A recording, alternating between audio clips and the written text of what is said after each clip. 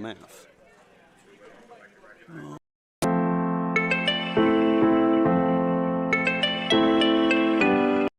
MidAmerican Energy and you, together partnering to change the energy landscape by pioneering money-saving, energy efficiency programs and building a new industry in Iowa, wind energy, all while keeping your rates low. So what's next? We'll keep delivering cost-effective energy efficiency programs while putting money back in your pocket. That's right. You decide how best to spend your savings. That's a partnership good for you, good for the environment, and good for Iowa. Another way we're obsessively, relentlessly at your service. At Central College, we've got you covered. Safe, affordable, health conscious. Our tuition is less than $20,000 a year, and scholarships are available. Make your best decision ever and apply today. Nothing feels quite as free as being out here. Except this free soda. Where'd you get free soda? At Casey's, you can win all kinds of free stuff. I love free. Then you'll love this. Bought this jerky, won this free donut. I love donuts. And these chips can win me the big one. What?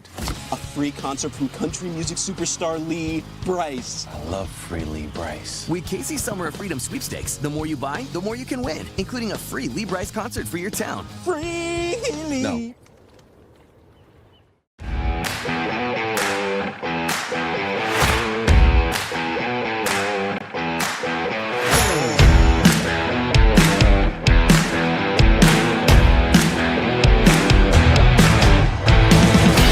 Des Moines. The S's are silent. The fun is always loud. And now it's easy to plan your Des Moines adventure. Introducing the Catch List. A list of all things you can't miss. All the thrills, all the chills, hops, and drops. Des Moines is a city of love that'll put a smile on your face. It's easy to picture yourself here. Find your adventure at catchdesmoines.com/catchlist today.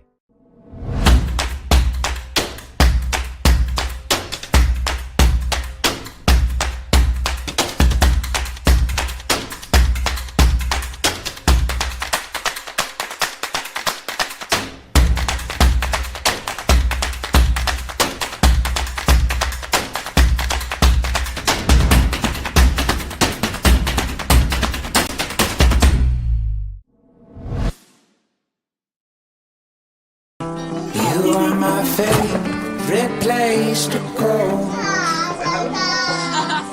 You're at the end of my favorite. You work hard to feed them well. That's why at Fairway, we work hard to give you the freshest produce, the highest quality meat, and the most affordable prices. You shed a light that guides me home. I got it. You're my favorite. Fairway Meat and Grocery. It's what we're all about. In Iowa, we all play by the same rules. Hard work pays off, practice makes perfect, success is something you earn, and teamwork helps us all be winners. The Iowa Pork Producers Association is proud to support statewide high school athletics. Because on our team and on yours, what we bring to the table is what brings us all together. Learn more about our commitment to Iowa at iowapork.org. I hear you're looking for a great college where you can get an affordable education. SWIC is the place for you. I appreciate the personalized attention. And I've gotten to meet people from all around the world. The SWIC student housing is incredible. I like SWIC's hands-on training. And I'll start my career in 2 years. I can schedule my classes online or face-to-face. SWIC feels like a community, like family, like home. SWIC is a place for you. The Iowa Farm Bureau is proud to present this amazing state tournament and celebrate the accomplishments of Iowa's top teams and student athletes. To the Iowa Farm Bureau, this is more than just a sport. It's a chance for a small town kid to make it big. It's our future leaders. It's a reason to do more, to be more. And it's that farm strong spirit that can be found only in Iowa. Congratulations to the student athletes, the coaches on a successful year. And remember, the task ahead of you is never greater than the strength within you. We might not always know what the day will bring, but some things are certain. The sun will rise and your lights will go on. That's because at MidAmerican Energy, we're obsessively, relentlessly committed to providing you energy when and where you need it, to connecting with you and keeping our communities safe and strong. Because the most important thing we put our energy into is you. We're obsessively, relentlessly at your service. Good afternoon and welcome to the Iowa Central Field at Harlan and Hazel Rogers Sports Complex here in Fort Dodge, Iowa, home of the Girls State Softball Tournament presented by Iowa Farm Bureau. My name is Eric Zamora. Hannah Allen is our camera operator. Dave Mabel, our engineer and producer for today's game. In just a moment, we will have the matchup of the semifinal matchup in Class 2A with the Central Springs Panthers, the 3 seed, and the North Linn Lynx, the 2 seed, right here on the Girls Union Network, powered by Mid-American Energy Company. Well, we will be bringing you scores from around the day's action, and spoiler alert as we get into that in just a moment, a upset. And so the winner of this game going into the championship game in Class 2A that will be played tomorrow at 7:30 will actually be the highest seeded team left. The North Linn squad coming in with a record of 40-6, and Central Springs with a record of 30-6. And let's go ahead and take a look at how we got here as we check in with the road to state. For these two squads, North Linn, we'll start with them. They were victorious over South Winneshiek by a 10-0 score in the regional tournament, then defeated Jessup 15-5 and Alburnett 5-2. Then here in Fort Dodge, they were victorious back on Monday by knocking off Iowa City Regina. Meanwhile, Central Springs on the other side of action, I was actually able to call their game on Monday. That was an 11-0 victory over Underwood. It ended after the away half, or the top half of the 5th inning, as they were able to dispose of Underwood by a final score of 11-0. In fact, there were a couple of times where it looked like it may end even earlier than that. It was 11-0 after 3, so had they scored one more run in either the 3rd or the 4th inning, the game would have wrapped up even earlier. But as it was, it ended up being a 4.5 inning game. And it's a good thing that they were able to wrap that one up as quickly as they were, simply because we ended up after that with an 11-inning classic between Anamosa and Atlantic. We'll hand things over to the PA announcer for the introduction of our teams and our starters.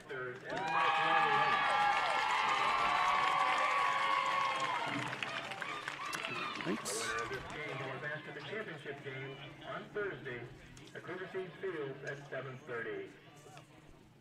Now let's meet the non-starters and assistant coaches for Central Springs, the visitors.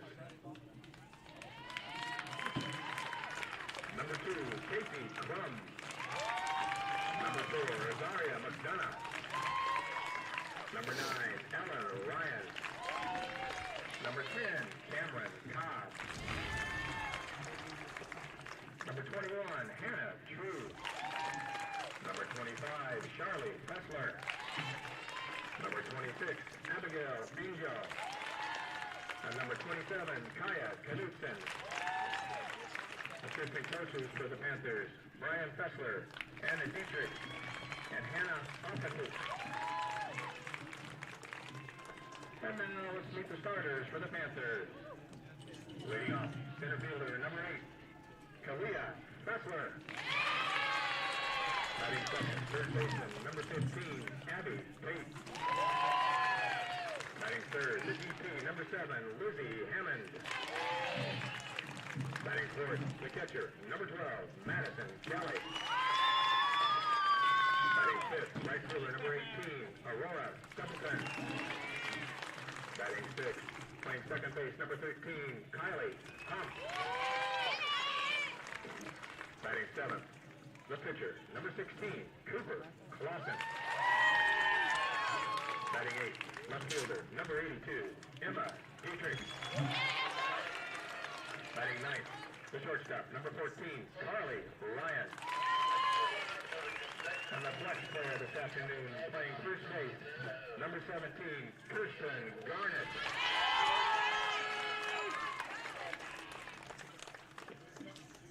The head coach for the Panthers, Belinda Nelson. And now let's meet the non-starters and assistant coaches for the Lynx, the home team. Number 3, Maddie Stepanek. Number 9, Eva Cook. Number 11, Addison Sira. Number 16, Bryn Collum. Number 17, Taylor Bunny. Number 21, Gabriela Schmidt. Number 24, Jersey Payton. Number 27, Allie Hoggenberry. And number 28, Kylie Munson. Your assistant coaches for the Lynx, Taylor Henderson, Abby Spohr, and Hannah Ridgewater. And now let's meet the starters for the Lynx. Leading off, the shortstop, number 8, Skylar Pennish. Batting second, left fielder number 22, Caitlin Sommerfeld.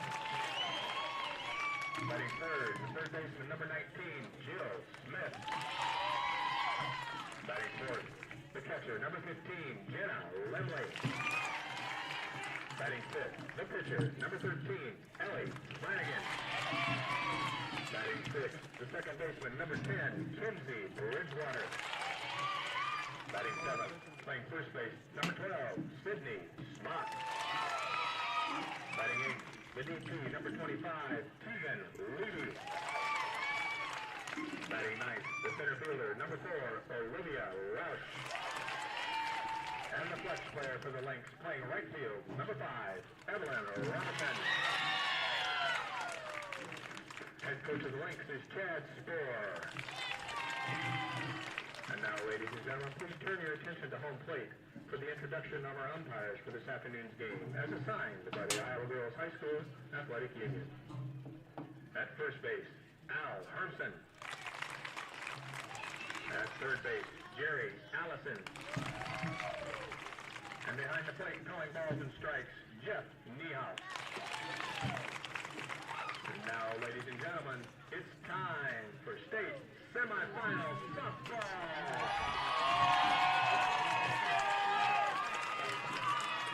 And welcome back in on the Girls Union Network. Again, my name is Eric Zamora, and as we take a look at these squads, the North Linn Lynx will look like this defensively in their white jerseys, Lynx written across the chest in burgundy, burgundy numerals, and burgundy pants with a white stripe up the side, white socks. They will take the field with Ellie Flanagan on the mound. Jenna Lemley will catch her. Sydney Smock at first base with Kenzie Bridgewater at second. Skylar Benish at short, and at the hot corner is Jill Smith, the third baseman. Caitlin Sommerfeld is the left fielder. Olivia or Livy Roush, in center field, with Evie Robinson, the right fielder, and she is the flex player. Tegan Leby is the designated player for her. For Belinda Nelson's Central Springs Panthers, they will go with a lineup of Kaylee Fessler to start out at center field. Abby Pate bats second. The third baseman, Lizzie Hammond, the designated player, will bat third. And in fact, this squad, if you tuned into their their quarterfinal victory over Underwood, they go with the exact same lineup from top to bottom as the Panthers. In the blue jerseys, white numerals outlined in black.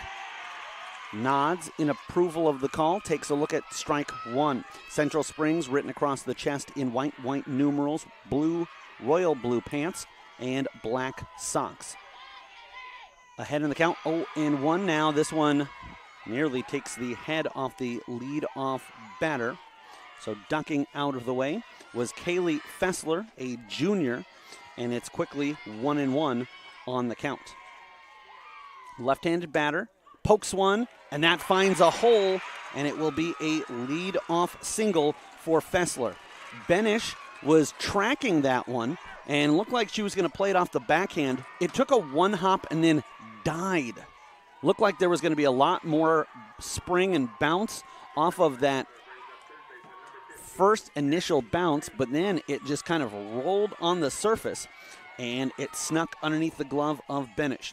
Sydney Smock will keep an eye on the runner, Fessler. Meanwhile, Abby Pate, the sophomore right-handed batter, hits it, and we're going to have a collision. Now, one of the players should be staying on. So here's what happened. That's an unassisted play. The initial base runner, Fessler, was in a situation where she would have needed to be forced out.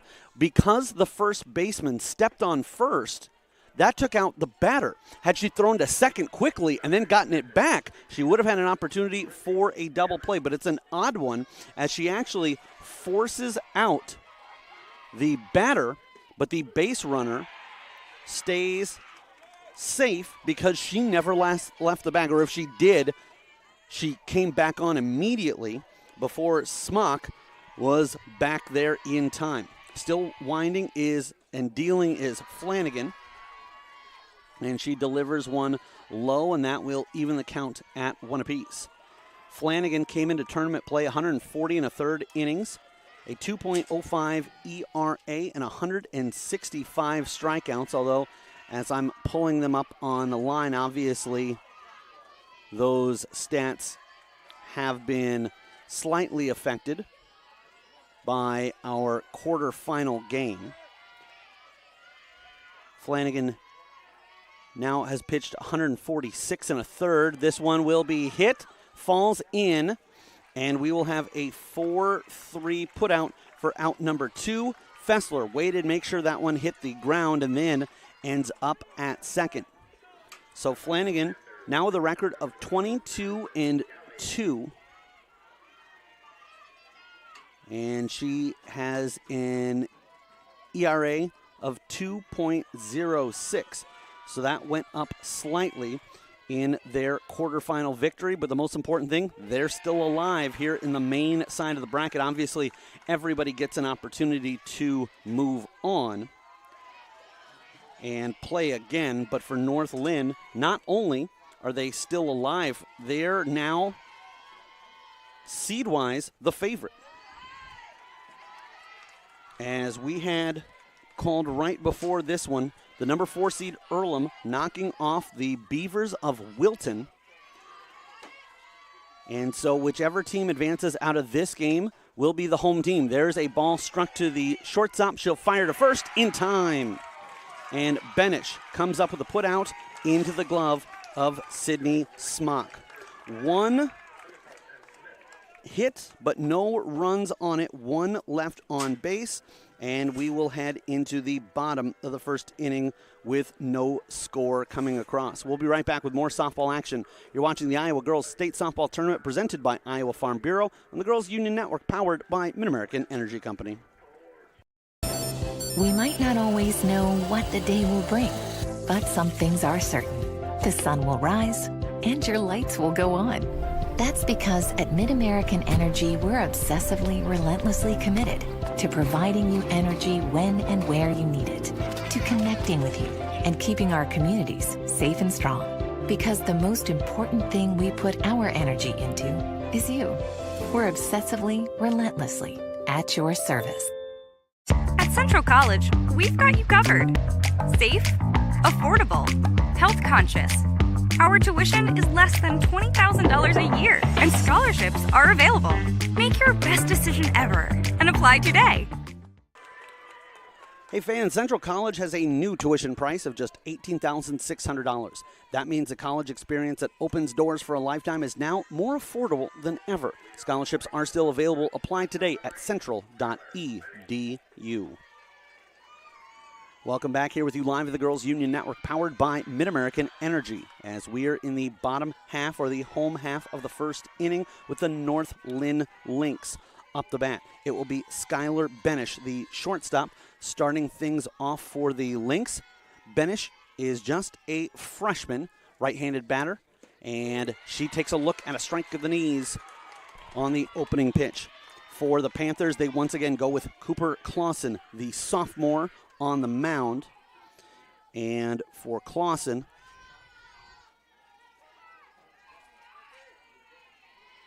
she looks in at the signal, waits, winds and delivers. Smoke down the third base side, just foul.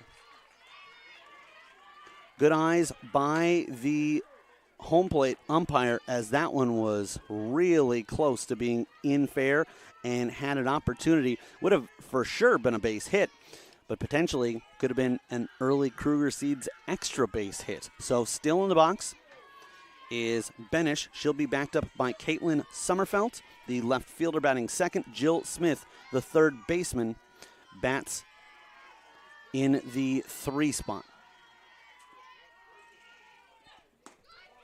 Clausen tries to get one on the outside corner. Madison Kelly, the junior catcher, tries to sell it, but unable to. 22-2, an identical record for Clausen. She comes in with an ERA of 1.04. This is her 31st appearance, 25th game started for the Panthers. There's a low pitch in the dirt, and that will even up the count at 2-2. Players just batting 158 against her. Clausen has pitched 134 innings.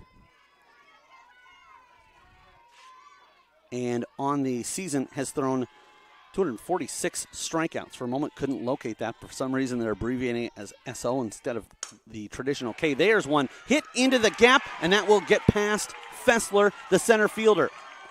So we thought maybe we're going to have one down the third base line. No, it'll be to center field, between the center fielder and Emmy Dietrich, the left fielder. But we do indeed start the game off with a Kruger Seed extra base hit. Extra base hits in today's game brought to you by Kruger Seeds, your local seeds dealer. Visit KrugerSeed.com today. That's KRUGER, KrugerSeed.com.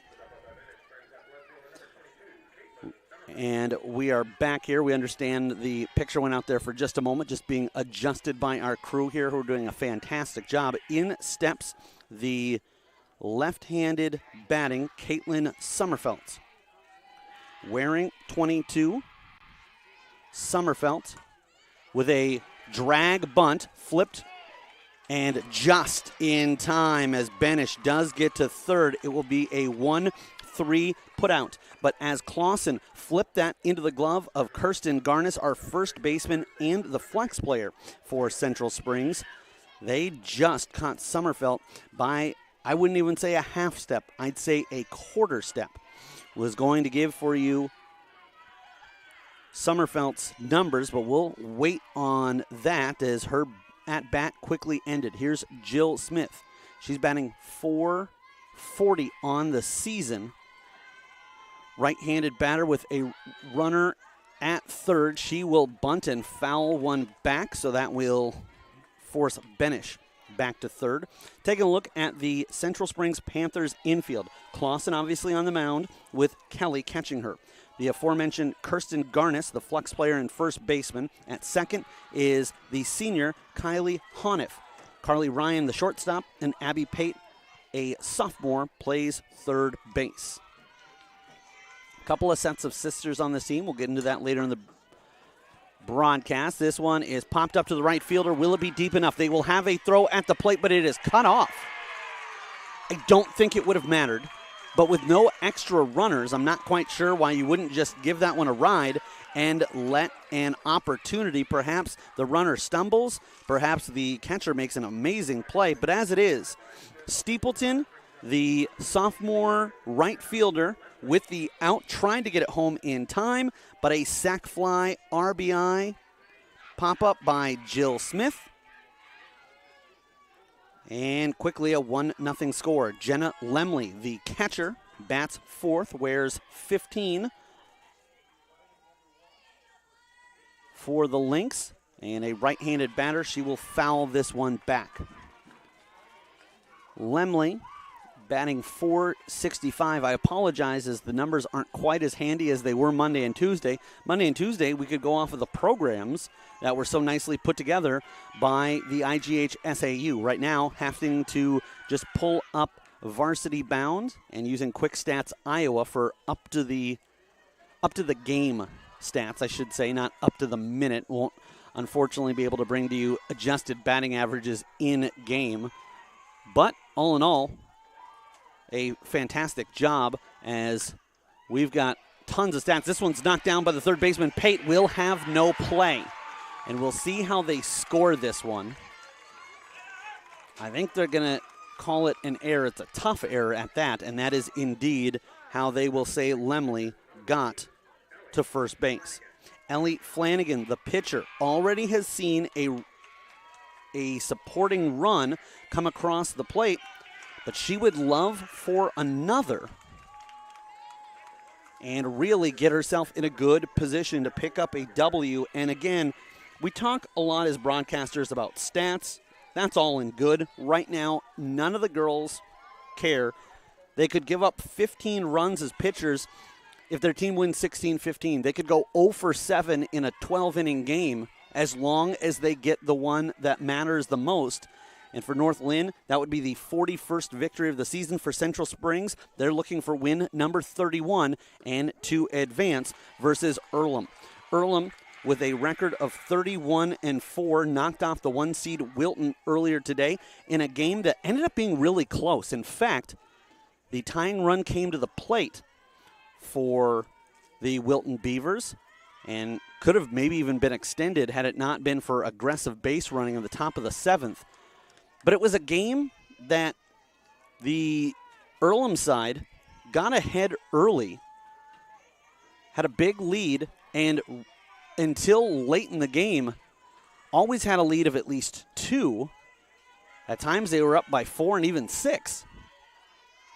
But Wilton cut into the lead, could not erase it. Count of 1-1, 2 out in the inning. And there's a called strike of the knees on Flanagan. Flanagan looks at Lemley at first. Both teams with a single hit so far in the game. The difference is Central Springs really wasn't able to do much with Fessler with a leadoff single, but Benish for the Lynx was able to be knocked in as there's a swing and a miss, and so the throw won't end up mattering. Flanagan gets K'd for the final out of the inning. 1 run on 1 hit, 1 left on base, and after 1 inning of play, it's 1-0 for the home team, the North Linn Lynx. Central Springs coming up in the top of the 2nd. You're watching the Iowa Girls State Softball Tournament presented by Iowa Farm Bureau on the Girls Union Network, powered by Mid-American Energy Company. Mid-American Energy and you, together partnering to change the energy landscape by pioneering money-saving, energy efficiency programs and building a new industry in Iowa, wind energy, all while keeping your rates low. So what's next? We'll keep delivering cost-effective energy efficiency programs while putting money back in your pocket. That's right. You decide how best to spend your savings. That's a partnership good for you, good for the environment, and good for Iowa. Another way we're obsessively, relentlessly at your service. Des Moines, the S's are silent. The fun is always loud. And now it's easy to plan your Des Moines adventure. Introducing the Catch List.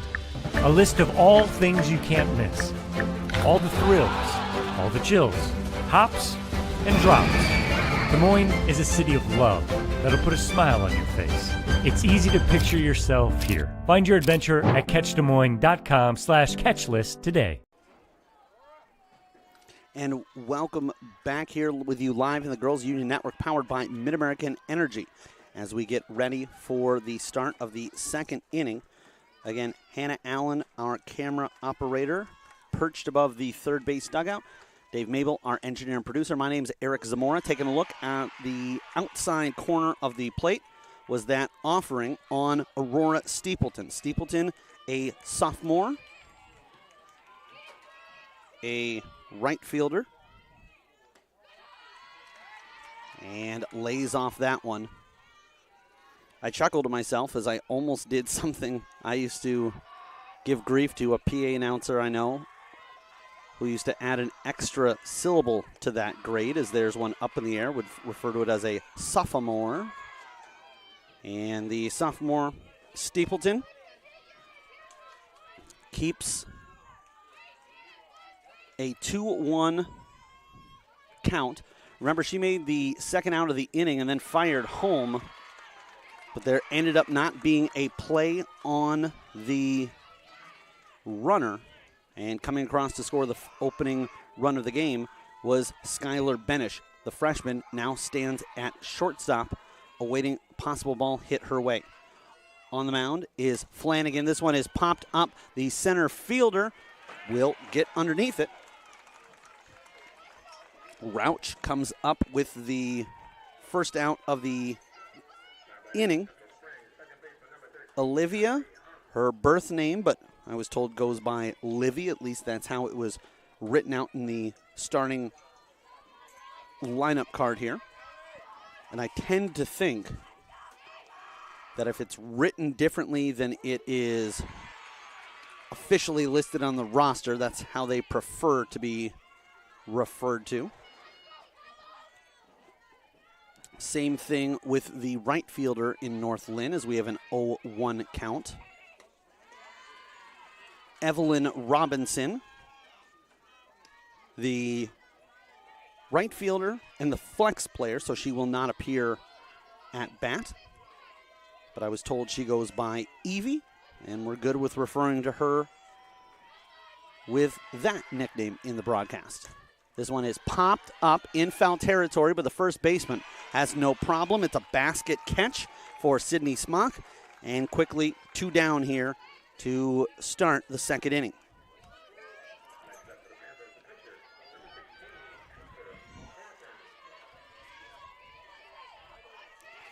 For what it is worth, I think this is now my 6th game of the tournament in the last 3 days.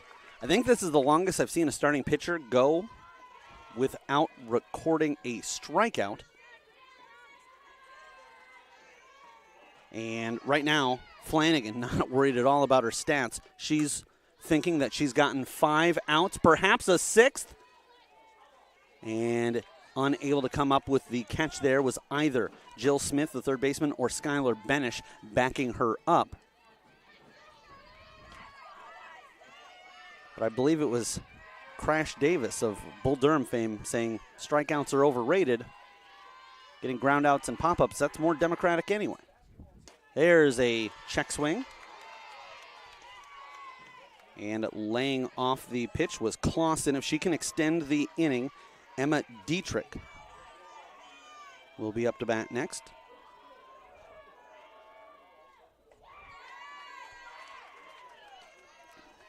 And now we've got a count of 2-2. 2-2, 2 outs, top half of the second inning.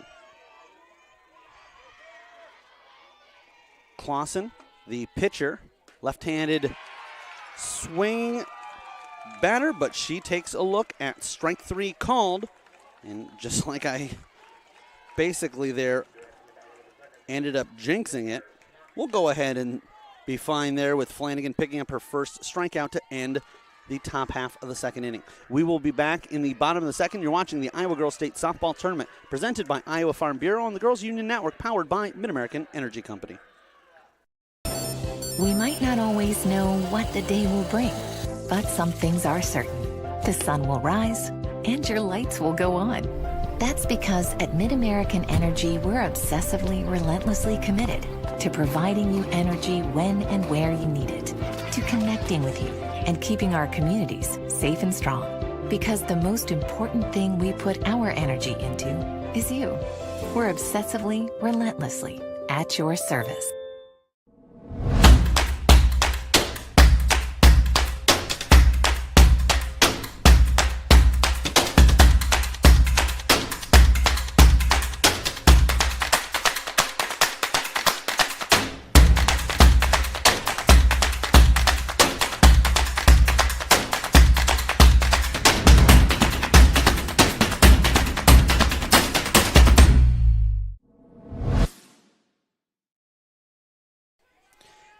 And welcome back here with you live in the Girls Union Network, powered by Mid-American Energy, as we are in the bottom half of the second inning. Kenzie Bridgewater, the second baseman, bats left-handed, and Clausen gets herself set, tries for the outside corner, just misses.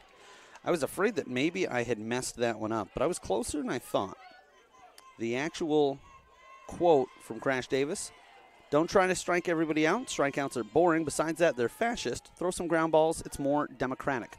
That is the way that the North Linn pitcher Ellie Flanagan has approached things, at least through the first 5 outs she registered, but she did get a strikeout looking to end the top half of the second inning. And Bridgewater, Smock, and Leby will come up to bat here in the bottom half of the inning and see if they can extend the lead. 1-0.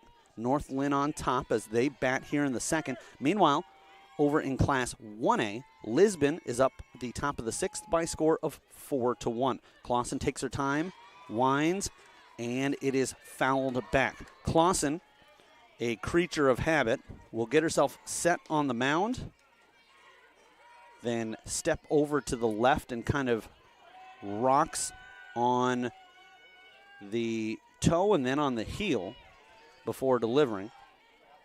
In that Wayne-Lisbon matchup, those are the 2 and 3 seeds trying to move on for the honor of taking on Newell Fonda, the 1 seed in Class 1A, in the championship game tomorrow at 5 o'clock. Didn't miss by much, and it draws some groans from the Central Springs squad, but it will even up the count at 2 and 2. Meanwhile, winner of this will move on to take on the Earlham squad. So Earlham will be the away team. And will they take on North Linn, the 2 seed, or Central Springs, the 3 seed? They've already knocked off the top seed in Class 2A, Wilton. And again, a close one, as looking to get a running start there was the batter Bridgewater, but she lays off the pitch and now has drawn the count full. 1 run on 1 hit, 1 left on for the North Linn Lynx as they enjoy that 1-0 lead. Checking in is the pitcher. Swing and a miss, strike 3. And for Clausen, that is back-to-back strikeouts in the first and second inning. Chad Spohr is the head coach of the North Linn Lynx. He stands at third base. The assistant coaches Taylor Henderson, Abby Spohr, and Hannah Bridgewater. Hannah is the older sister of Kenzie Bridgewater. As a strike is called, Bridgewater just going down on that last strikeout. And the relationship there, Chad is the father of the assistant coach, Abby Spohr. I want to thank Abby, as she was the one who went over pronunciations and familial relationships as well before the game. Not really having time to, hadn't seen Chad, and so asked, as I would have assumed incorrectly. I said, "Is that a husband and a wife?" And she said, "No, that's my dad." Apologize. That's a little bit of an awkward thing, but obviously it's not like I knew them well and then messed up the relationship. 0-2 the count. Smock, the first baseman, takes a look at a ball in the dirt, and it brings the first ball of the at-bat. 1-2 the count. Smock is a junior, came into tournament play batting .339.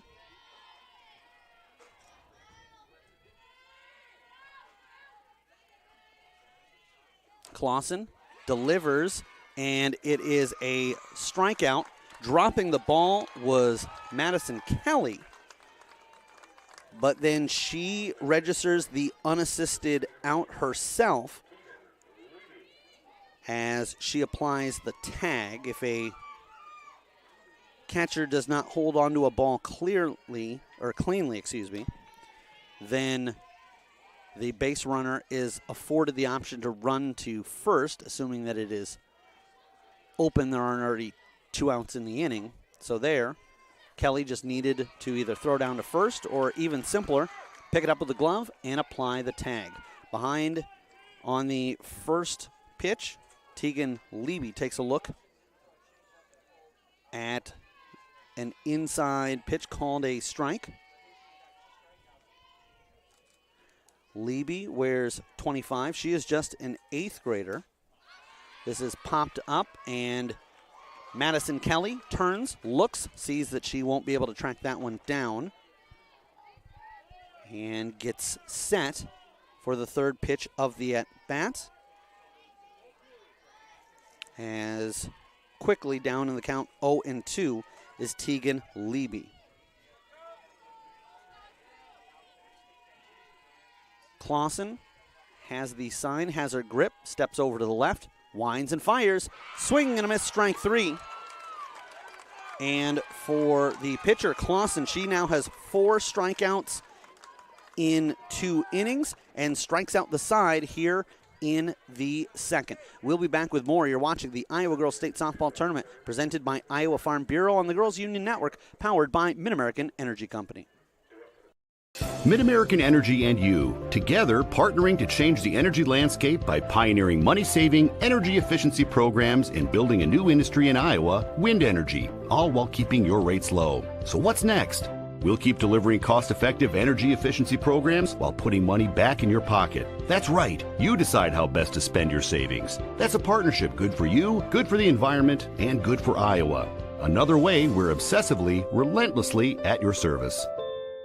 In Iowa, we all play by the same rules. Hard work pays off, practice makes perfect, success is something you earn, and teamwork helps us all be winners. The Iowa Pork Producers Association is proud to support statewide high school athletics, because on our team and on yours, what we bring to the table is what brings us all together. Learn more about our commitment to Iowa at iowapork.org.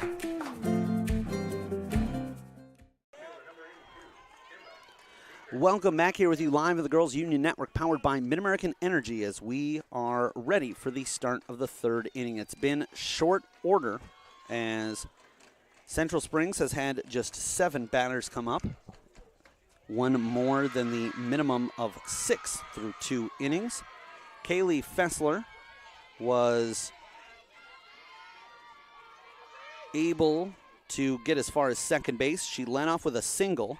Abby Pate grounded out an unassisted out to Sydney Smock. A little bit of confusion, but Fessler able to stay at first as Smock got the runner Pate out first. This is hit to the third baseman. She'll back up just over the bag and squeezes the glove for out number 1. 1-2-3. The Central Springs Panthers went down in the third inning.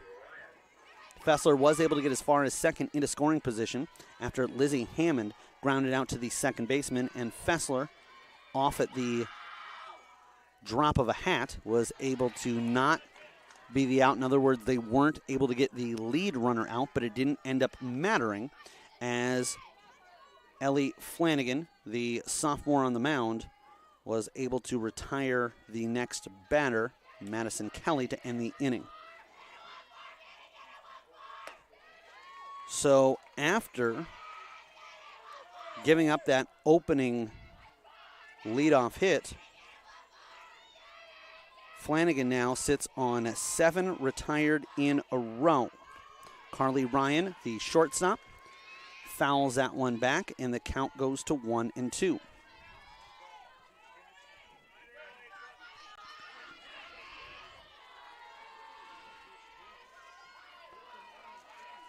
On the mound, the right-handed Flanagan winds, delivers. That one is fouled straight back and up and over our heads here on the press row. Ryan is a sophomore and is the older sister of Ellie and Ryan, I've been told goes by Ellie. There's a take, and there's a called strike 3.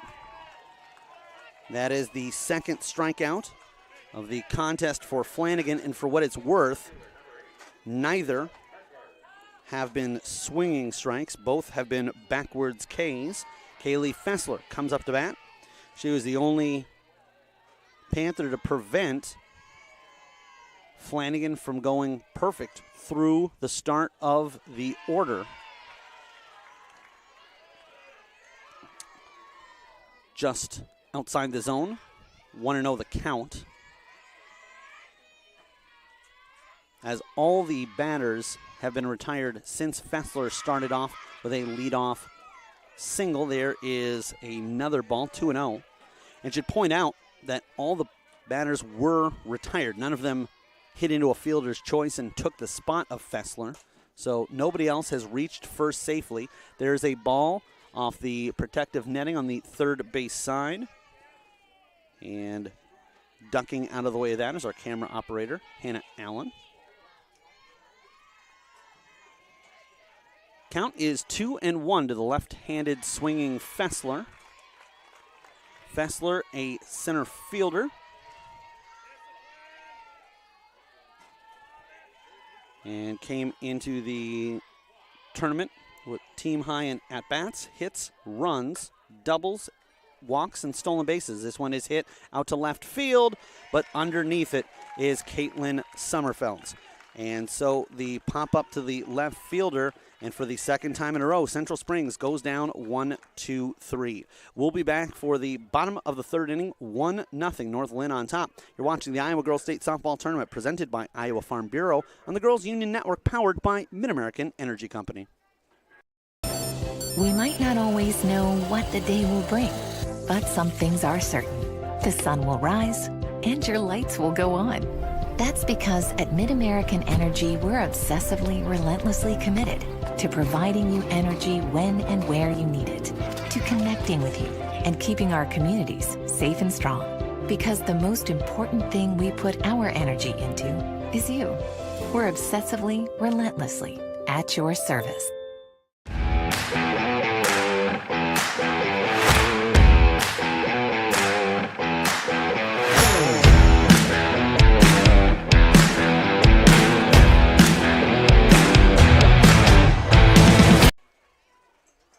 Fans, official state tournament merchandise is now available online. Visit IGHSAU.org to browse and customize your merchandise to match your style. That's the Iowa Girls High School Athletic Union website, IGHSAU.org. Visit that today. We are back here on the Girls Union Network, powered by Mid-American Energy. Bottom half of the third inning, Livy Rausch, pops one up to the right side, and that's going to fall in for an extra base hit. She will get to second, and she will not hold up. It's a stand-up triple. No, she's going to keep going. And on the error, it will be a triple, and she will end up coming across for the second run of the game. By the time she'd gotten to second, that was already a Kruger Seed extra base hit, but she ends up with a triple and scores on the play. Extra base hits in today's game are brought to you by Kruger Seeds, your local seeds dealer. Visit KrugerSeed.com today. That's KRUGER, KrugerSeed.com.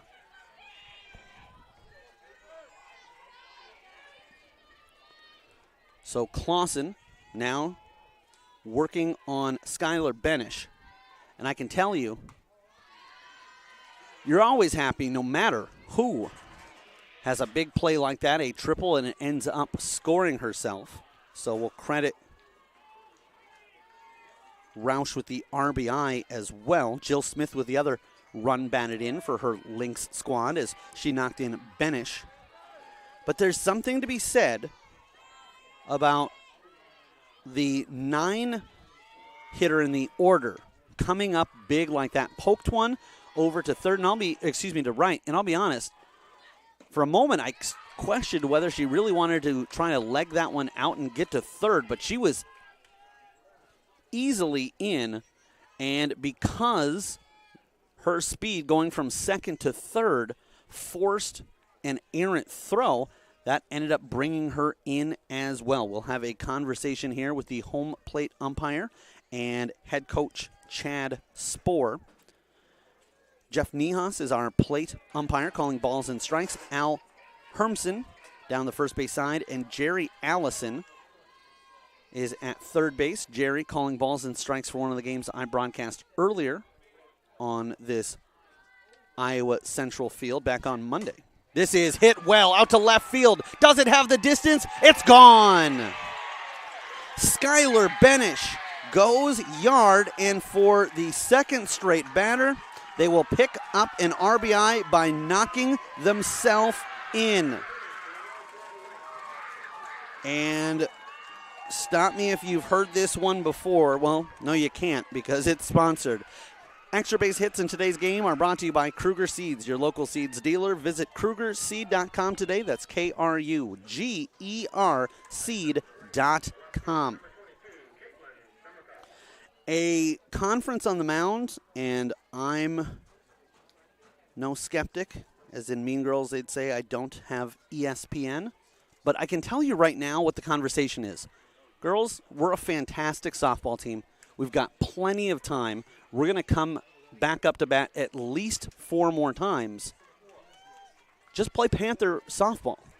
We don't need to change anything. We don't need to do anything different. What we need to do right now is just calm down, get a hold of the moment, and quite honestly, take a look at your surroundings. As much as all these teams have aspirations of, okay, if this isn't our year, we'll be back. You never know how things are going to go. I mean, we had a pandemic. For a while, it looked like we weren't going to have a 2020 Iowa State softball tournament, and we're glad that we did. But take in the moment, breathe, and let's just get back to Panther baseball. Summerfelt takes a swing of the first one. That will drop in the Bermuda Triangle. That is the shortstop, second baseman, and center fielder. It finds an opening, and for Summerfelt, often the mantra of a lot of great softball players is you don't have to hit it hard, just hit it where they ain't. That one finds an opening, and the third straight batter has reached here for the North Linn Lynx. They have strung together 3 hits and 2 runs out of it. Jill Smith, last time up, she hit a sac fly out to right field. Won't be afforded that opportunity here. But she does hit one that just gets past the glove of Abby Pate. Pate, nice job, gets the glove down and makes sure that we don't have anybody advancing.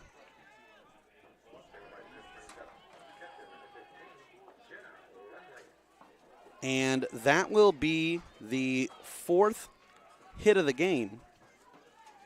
Excuse me, 4th hit of the inning. 5th hit of the game. For a moment, I thought that they scored that as an error. That would have been really a tough score. But Benish has 2. Summerfelt 1. Roush 1. And now Smith makes 5 in the contest. Looks like we're going to have a courtesy runner just checking in and waiting for the okay. She gets it. And now Smith, the third baseman, will head back to the dugout. It will be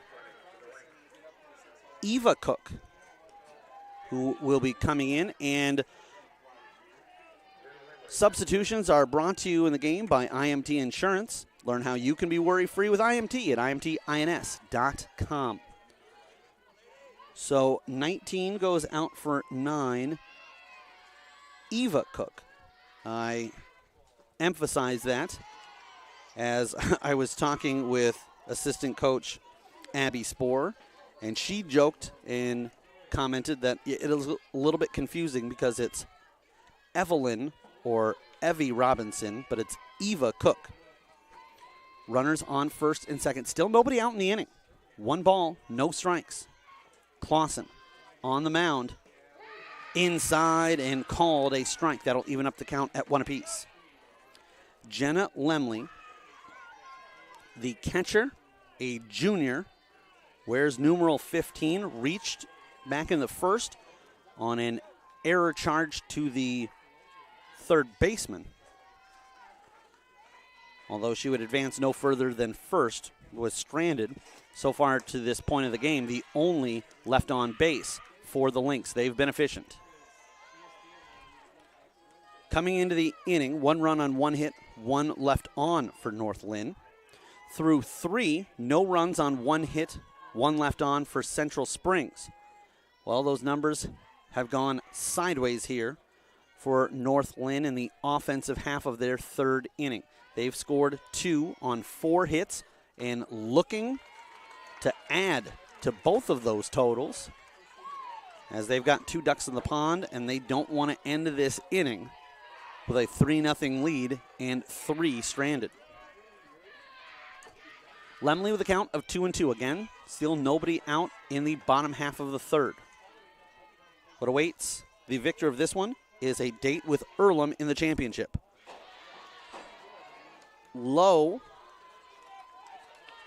and ball 3. Interesting there, as Lemley thought about offering at it, she kind of crouched down.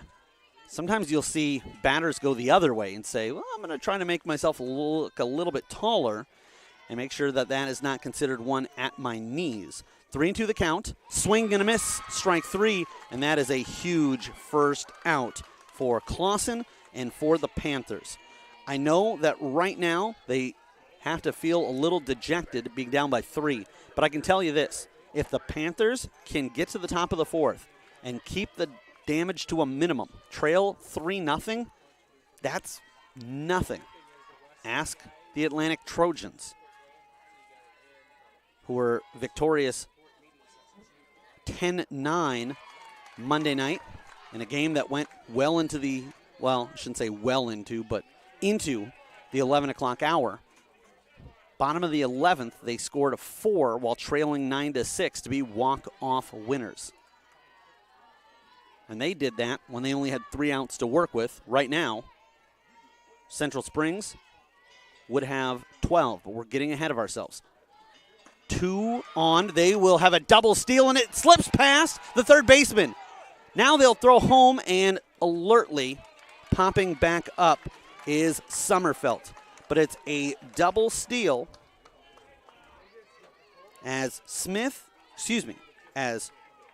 Cook running for Smith gets to second, and Sommerfeld was the play at third, but she looked like she got in there in plenty of time, even if the throw had been a little bit lower and allowed Pate to apply a tag quicker, and then kind of a hook swing slide.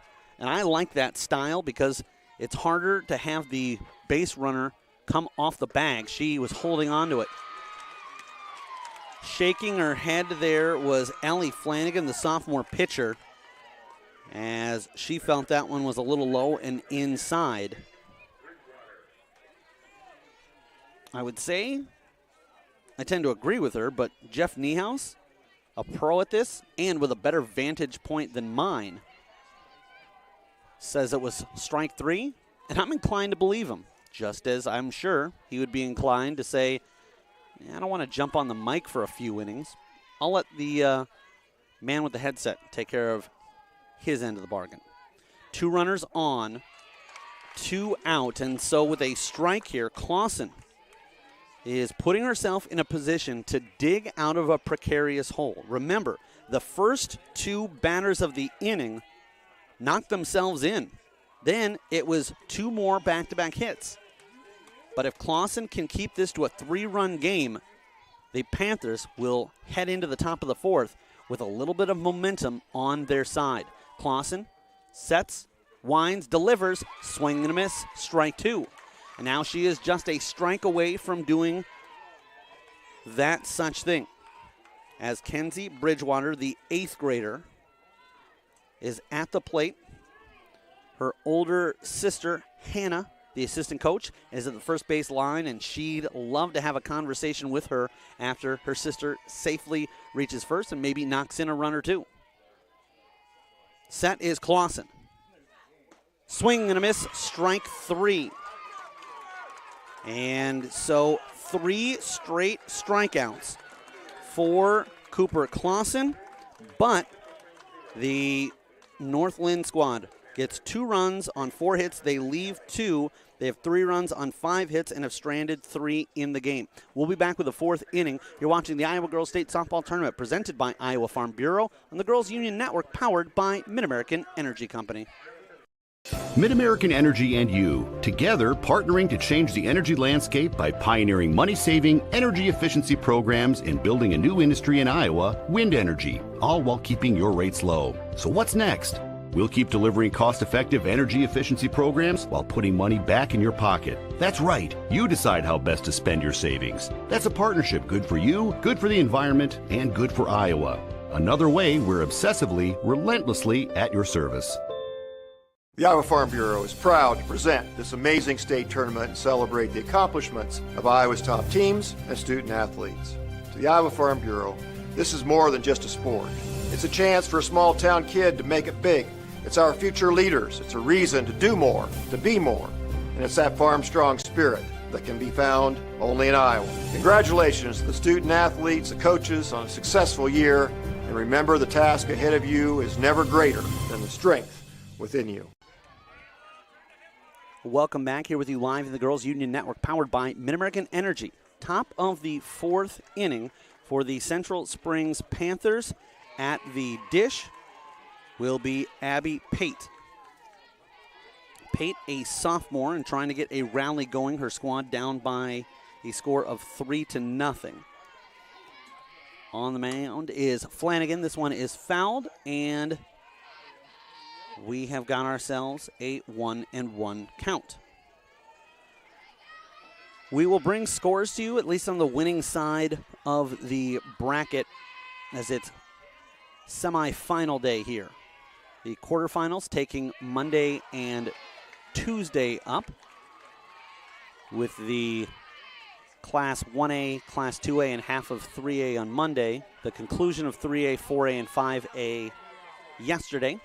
Now all 5 classes will get their semifinals in today. Championships tomorrow for 1 and 2A, 3, 4, and 5A will take place on Friday. Scores from earlier today.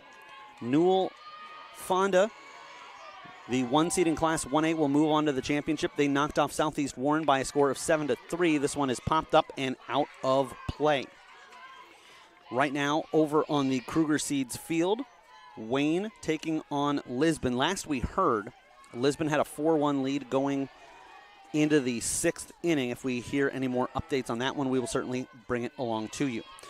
Earlham on the 2A with a upset. There's a pitch outside and a lead-off walk for Abby Pate, who was ecstatic.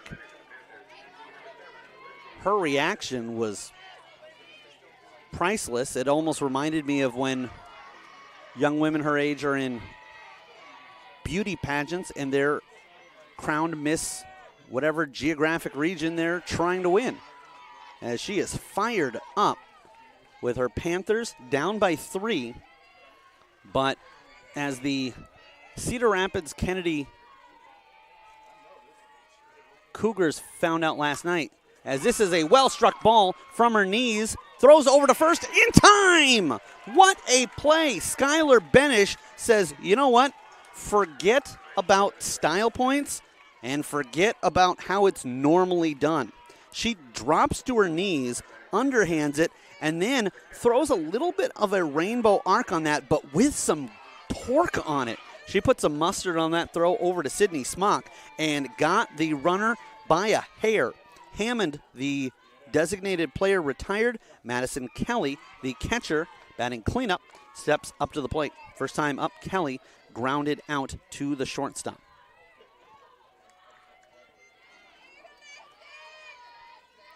The runner at second, Pate, took off immediately. As I mentioned, she was all kinds of fired up. And as this one is drilled foul, she gave Benish no opportunity to get the lead runner. Going back to that thought, last night, the Cedar Rapids Kennedy Cougars mounted a comeback. They were down 7-3 going into the 6th And they realized, the way to do this isn't to try to have one big inning, but just chip away at the lead. They got 3 in the 6th to make it a 7-6 game. They got 2 in the top half of the 7th to go up 8-7. It looked like they may advance into the semifinals in Class 5A, but Waukee came back with 2 of their own. A walk-off winner they were, and for the second night in a row, the late game here on the Iowa Central Fields, I had an opportunity to call a walk-off win for the home squad. 2-2 the count, 1 out runner at second. Kelly, the catcher, skies this one back into the netting. And so Lemley, the catcher, flips up her mask to try to locate that one well out of play. And so she will get back in the crouch position as Flanagan gets sent to deliver. Upstairs, thought that maybe she could get Kelly to chase it, but Kelly, patient at the dish. Going back to that play by Benish, that just looked like what you see these days, this time of year. As this one is hit well to left field, and it is gone. A 2-run home run for Madison Kelly, and she has cut the lead to just 1. For Central Springs catcher, that is her 9th home run of the season, and that leads Central Springs. And they've got a spring in their step now as Aurora Steepleton, the right fielder and a sophomore, comes to bat. And quickly, this game is turned on its head. The way that Flanagan was dealing, you thought 3 is going to be tough to come by. Well, just 3 batters and 1 out later. The Panthers get a walk from Abby Payton. I go back, and that was genuine. I wasn't trying to mock the young woman. She was fired up because she knew she had Hammond, Kelly, and Steepleton due up. There was a good chance that she was going to get brought around to score. She was the first run, as this is gloved by Smith and quickly thrown over to Smock for the second out of the inning. But Abby Payton knew that, you know what, with those players behind you, just be the baton hander. In other words, get on base and leave the duties to the person behind you. And Madison Kelly hits it over the Fleet Feet sign in left field. And 0-1 the count. And through all that excitement, forgot to mention, extra base hits in today's game brought to you by Kruger Seeds, your local seeds dealer. Visit KrugerSeed.com today. It doesn't get any more extra than a 4-bagger. 1-1 the count. Ellie Flanagan. Similar thoughts going through the North Linn squad. Hey, yeah, we just gave up a 2-run home run as this is grounded to the second baseman in time, and Bridgewater gets the out. We will finish that thought on the other side of the break. But after 3.5 completed, it is now a 3-2 game. The Central Springs squads gets 2 runs on 1 hit and nobody left on. They have 2 runs on 2 hits and 1 stranded in the game. We'll be back with more softball action. You're watching the Iowa Girls State Softball Tournament presented by Iowa Farm Bureau on the Girls Union Network, powered by Mid-American Energy Company. We might not always know what the day will bring, but some things are certain. The sun will rise and your lights will go on. That's because at Mid-American Energy, we're obsessively, relentlessly committed to providing you energy when and where you need it, to connecting with you and keeping our communities safe and strong. Because the most important thing we put our energy into is you. We're obsessively, relentlessly at your service. I hear you're looking for a great college where you can get an affordable education. SWIC is the place for you. I appreciate the personalized attention. And I've gotten to meet people from all around the world. The SWIC student housing is incredible. I like SWIC's hands-on training. And I'll start my career in 2 years. I can schedule my classes online or face-to-face. SWIC feels like a community, like family, like home. SWIC is a place for you.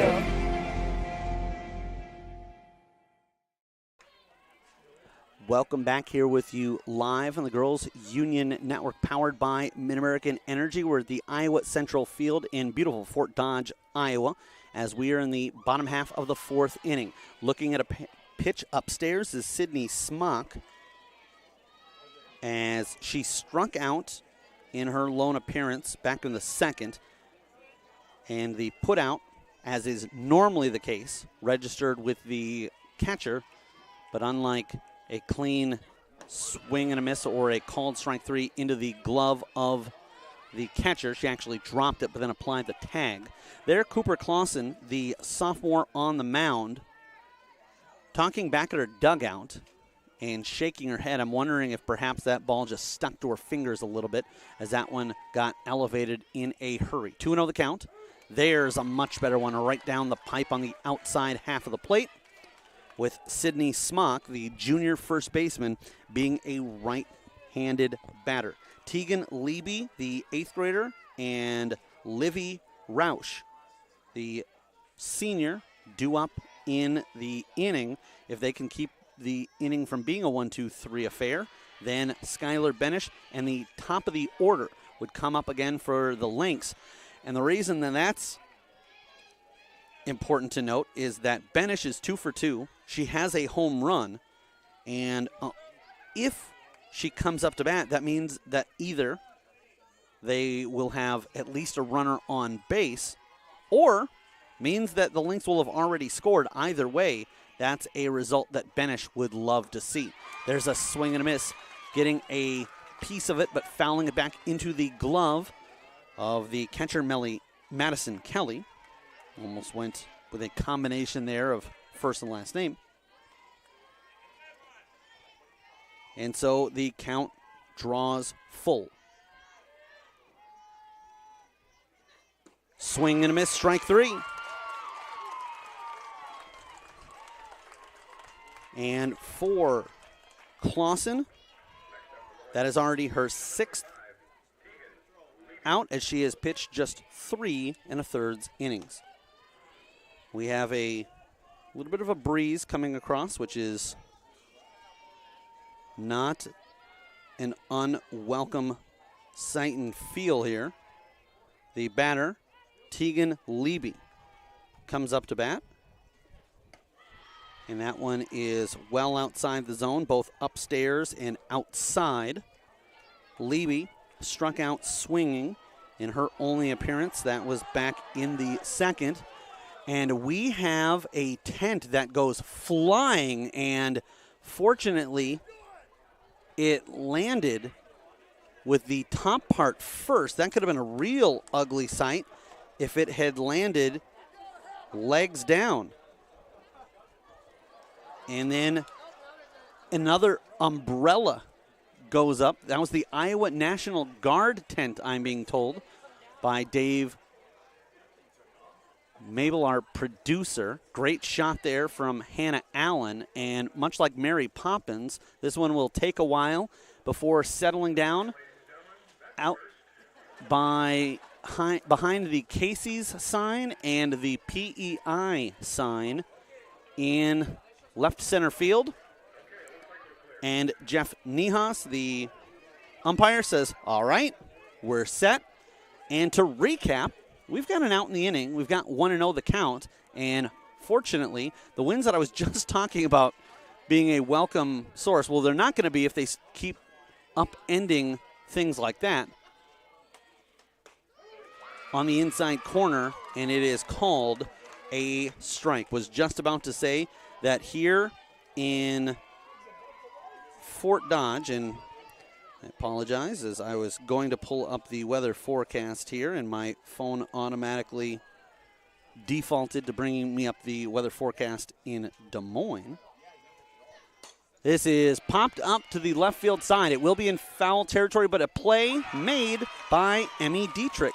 Dietrich, the senior, gets underneath it for out number 2. So here we go. 80 degrees, mostly cloudy skies, and wind speed right now not registered at all. It says calm.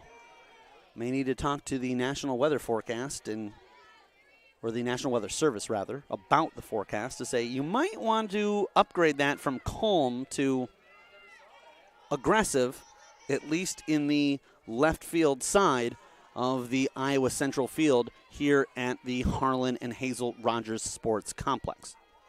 2 out. Swung on and hit in a similar spot, different trajectory, but same results.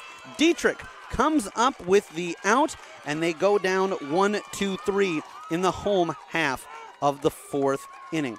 No runs, no hits on no errors through 4. North Linn has 3 runs on 5 hits, 3 left on base. We'll come back with the 5th inning. You're watching the Iowa Girls State Softball Tournament presented by Iowa Farm Bureau on the Girls Union Network, powered by Mid-American Energy Company.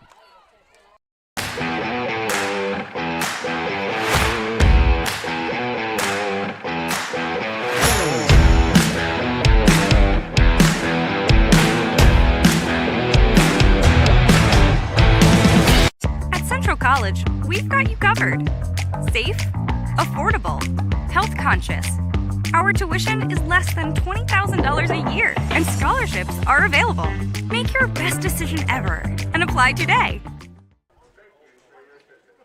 Hey fans, as a reminder, Central College has a new tuition price of just $18,600. That means the college experience that opens doors for a lifetime is now more affordable than ever. Scholarships are still available. You can apply today at central.edu.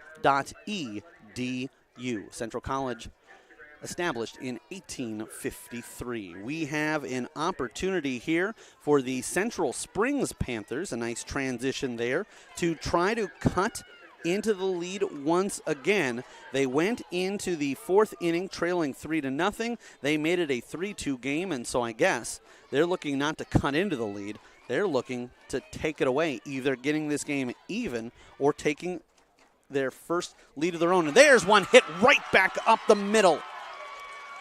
That one went directly over the head of the pitcher, Ellie Flanagan, but by the time it got to second base, was starting to curl over to the shortstop side, and we will have a courtesy runner. So coming out for Clausen will be Central Springs' Azaria McDonough.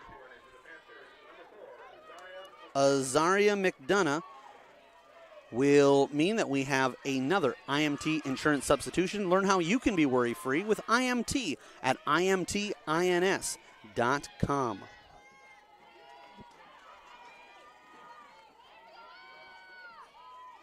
Azaria McDonough spells it the same way that Ryan McDonough, the 2-time defending Stanley Cup defenseman champion for the Tampa Bay Lightning, does.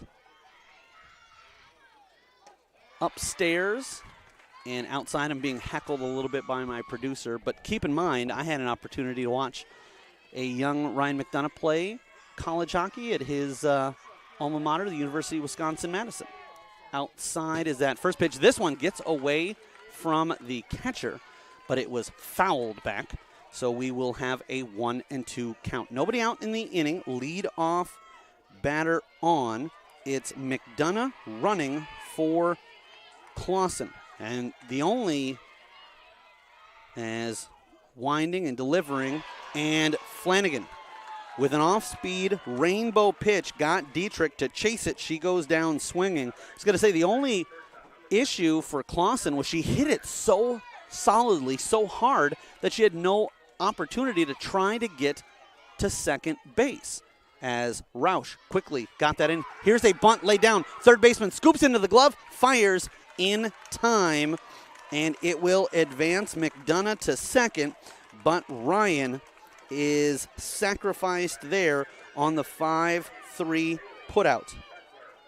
For a moment, I was questioning whether Jill Smith, the third baseman, should have picked it up with her glove or just barehanded it, but she knows better than I. She knew the time, she knew the runner, and now this will bring the top of the order to the plate with Kaylee Fessler coming to bat.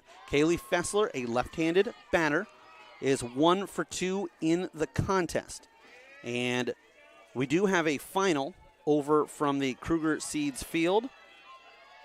Lisbon, the number 3 team, knocks off the 2 seed Wayne 4-3 as that game has gone final. So the 3 seed Lisbon will take on the number 1 seed Newell Fonda. That will be tomorrow at 5 o'clock over on the Kruger Seeds Field.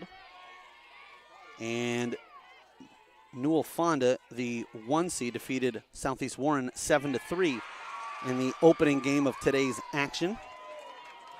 That one started at 11 o'clock. 3 pitches, 3 that can't find the zone, and for all 3 of them, Fessler has laid off. She finds herself in a hitter's count at 3-0. We'll see if she has the green light to swing away. She was taking the entire way and thought that one was a little bit high, but it caught at just the letter level.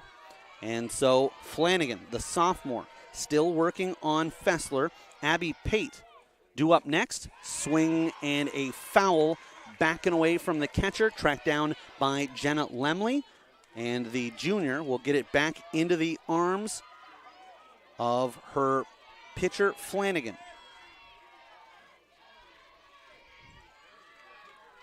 Flanagan set. Fessler to receive. And that's upstairs, ball 4. So it took a couple extra pitches than Fessler had initially thought it would. But runners on first and second, Abby Pate, the sophomore third baseman, now with an opportunity to extend the inning and perhaps get this game squared away. A timeout taken, but we will keep the action here as the Central Springs Panthers have, to this point, gotten 2 runs on 3 hits. They've left 1 on base, but currently have a runner at second and a runner at first. For the North Linn Lynx, they have 3 runs on 5 hits. They have stranded 3, and they will have the top of the order coming up in inning number 5. In the home half, it'll be Benish, Sommerfeld, and Jill Smith due up. For the Panthers, they just had their leadoff batter, as Fessler stands at first. She is 1 for 2 in the game with a single and reached second in the first inning. She flew out to the left fielder, Sommerfeld, back in the third. So she has batted in all of the odd numbered innings. Called strike on the outside corner to start the at-bat against Abby Pate. Pate 0 for 1, grounded out to the first baseman and drew a walk and scored on the 2-run home run by Madison Kelly. That one will get away from the catcher, and both runners will advance. So now it is an opportunity with a well-hit ball by Pate. She could flip the lead and flip the script, as a base hit should score McDonough, and a well-hit ball could score Fessler. 1-1 the count, 2 outs in the inning. This one is fouled out of play over the first base side. That is the dugout that the Central Springs Panthers reside in. If she can keep the inning going, Lizzie Hammond, the designated player, would be due up next. This one is popped up. No infield fly rule with 2 outs, and that got a little bit hairy, but eventually making the catch is the 8th grader, second baseman, Kenzie Bridgewater. So no runs scored on 1 hit and 2 left on base for the 5th inning. Through the 5th inning, batting wise for Central Springs, they have 2 runs on 3 hits and have left 3. We'll be back in the bottom of the 5th. You're watching the Iowa Girls State Softball Tournament presented by Iowa Farm Bureau on the Girls Union Network, powered by Mid-American Energy Company. Mid-American Energy and you, together partnering to change the energy landscape by pioneering money-saving, energy efficiency programs and building a new industry in Iowa, wind energy, all while keeping your rates low. So what's next? We'll keep delivering cost-effective energy efficiency programs while putting money back in your pocket. That's right. You decide how best to spend your savings. That's a partnership good for you, good for the environment, and good for Iowa. Another way we're obsessively, relentlessly at your service. Sometimes people who seem to know everything. Dental insurance costs a fortune and it covers nothing. Don't. For instance, personal plans from Delta Dental cut the cost of many procedures in half. So be careful what you hear. How important are teeth anyway? Get the facts. Contact Delta Dental about saving with personal dental plans today. And we are back here live on the Girls Union Network, powered by Mid-American Energy. Bottom of the fifth, 3-2.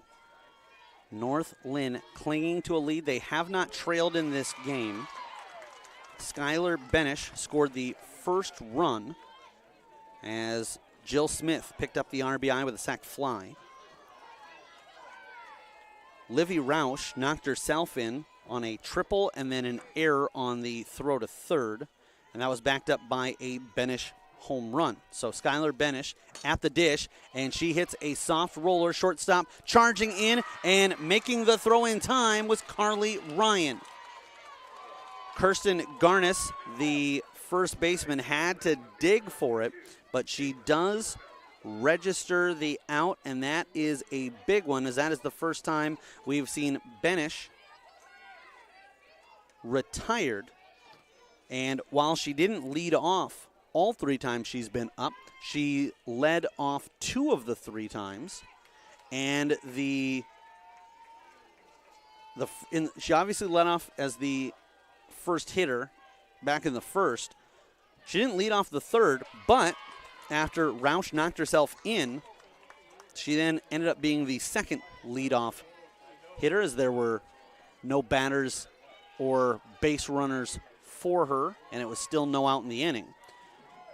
So three times she's come up to bat with nobody on, nobody out, and for the first time she registers the initial out of the inning. Taking a look at a ball low, 1-1 the count.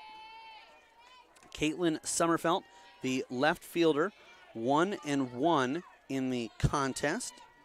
Sommerfelt on the season, batting a team high .492 coming into tournament play.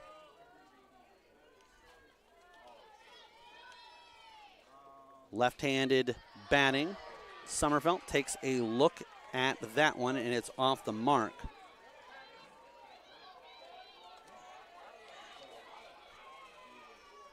For Central Springs, this obviously a much tougher one than the first time through. They needed just 4.5 innings, so at this point they'd already wrapped up an 11-1 victory. They find themselves on the wrong side with 3-2 score.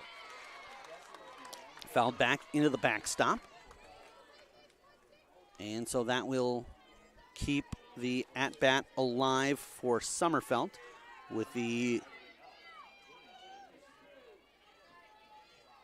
count at 2-2.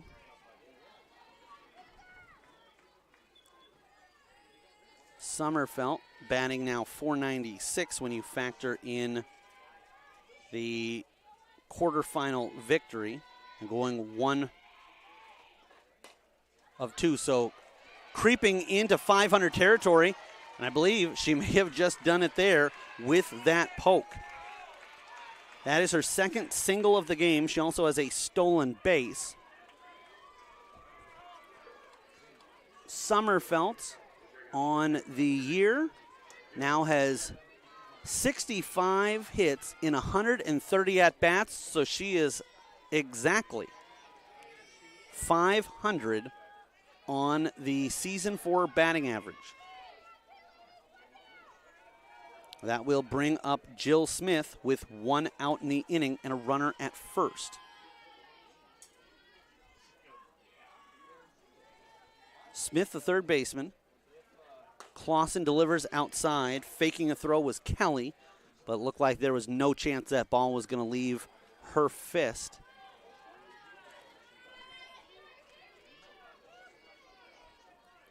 So Sommerfelt came into this game 63 of 127. So we can go back, do some math, and see that she had a 2-hit game. There's a well-hit ball, and it's gone. Jill Smith goes deep left field to a ball that won't be caught up to, and Sommerfelt will come home for run number 4. Number 5 goes to Jill Smith. And Eva Cook, who was pinch running or courtesy running for her, won't need bother. She can stay in the dugout as she watches her team take a 5-2 lead. Remember that extra base hits in today's game brought to you by Kruger Seeds, your local seeds dealer. Visit KrugerSeed.com today. Fantastic look at that one as Smith looked like she teed up on it as if she knew it was coming. Already made the Bull Durham reference earlier. I can tell you Madison Kelly did not pull a Crash Davis and tip off the pitch that was coming to teach her pitcher a lesson. 5-2 the score as the North Linn Lynx have gotten 7 hits in the game. And how about this stat? 6 of those 7 hits have come from their top 3 batters. The other coming from Roush, who hit a triple and scored in the 3rd inning. Jenna Lemley smokes one down the right field side, although it wasn't anywhere close to hitting Hannah Bridgewater standing as the first base coach. She didn't want to find out how close it was. She's got a grin on her face as she chews a little bit of gum and quickly wanted to get out of the trajectory of that one. 1-1 the count.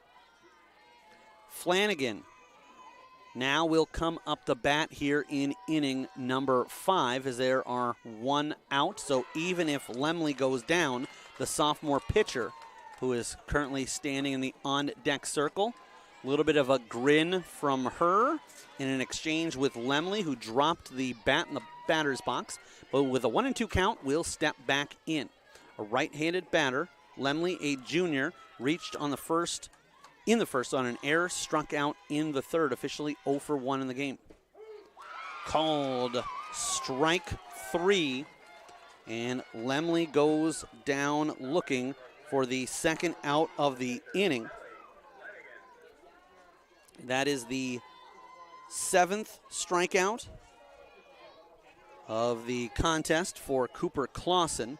Her squad trails 5-3 here in the bottom half of the 5th. So for the Panthers, they're looking to minimize the damage, get out of the inning, and they've got 6 outs with which they need to produce at least 2 runs. This game was scheduled to start at 1:30. The next matchup at 3:30, and already looking like we will be behind schedule for today's action. It will be Winterset and Boone. That game will be right here on Iowa Central Field. I'll have the call of that one as well. Swinging at an upstairs pitch, unable to catch up with it, was Flanagan.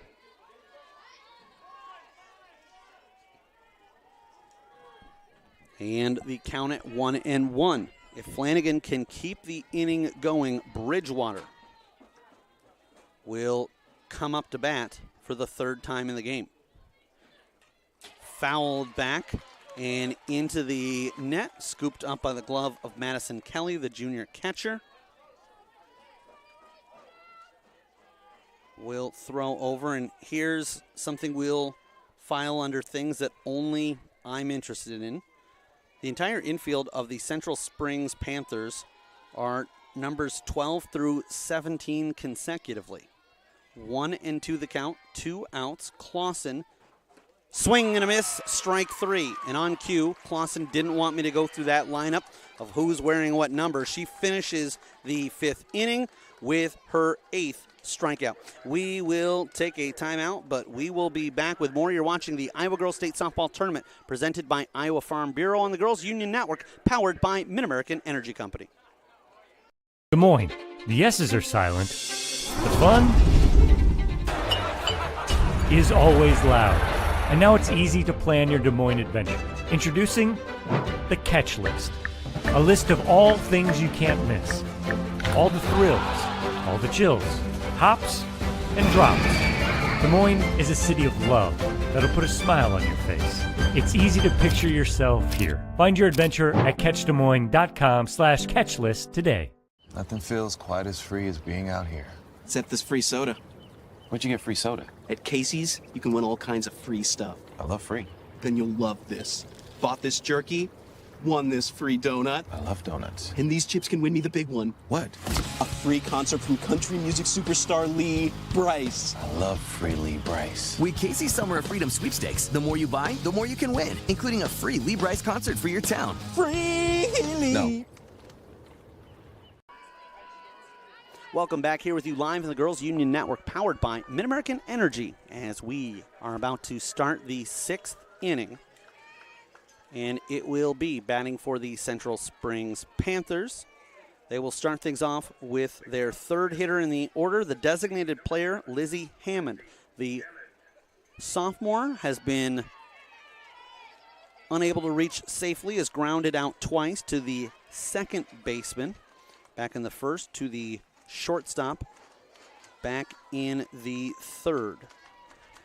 Both times with a runner on first, and both times advancing that runner to second. There's a called strike to start our 6th inning.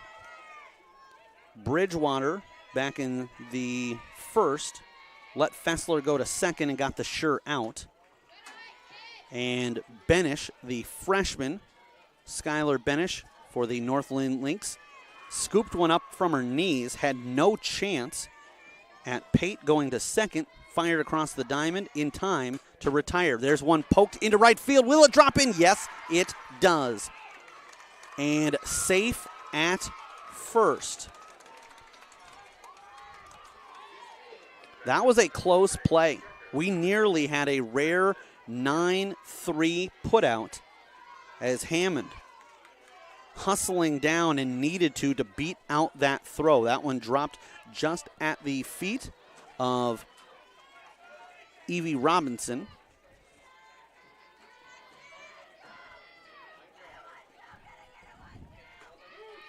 And a called strike on the outside corner.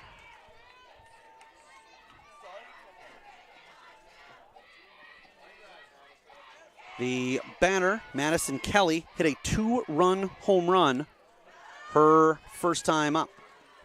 Excuse me, her last time up. Her first time up, she grounded out to the shortstop to end inning number 1.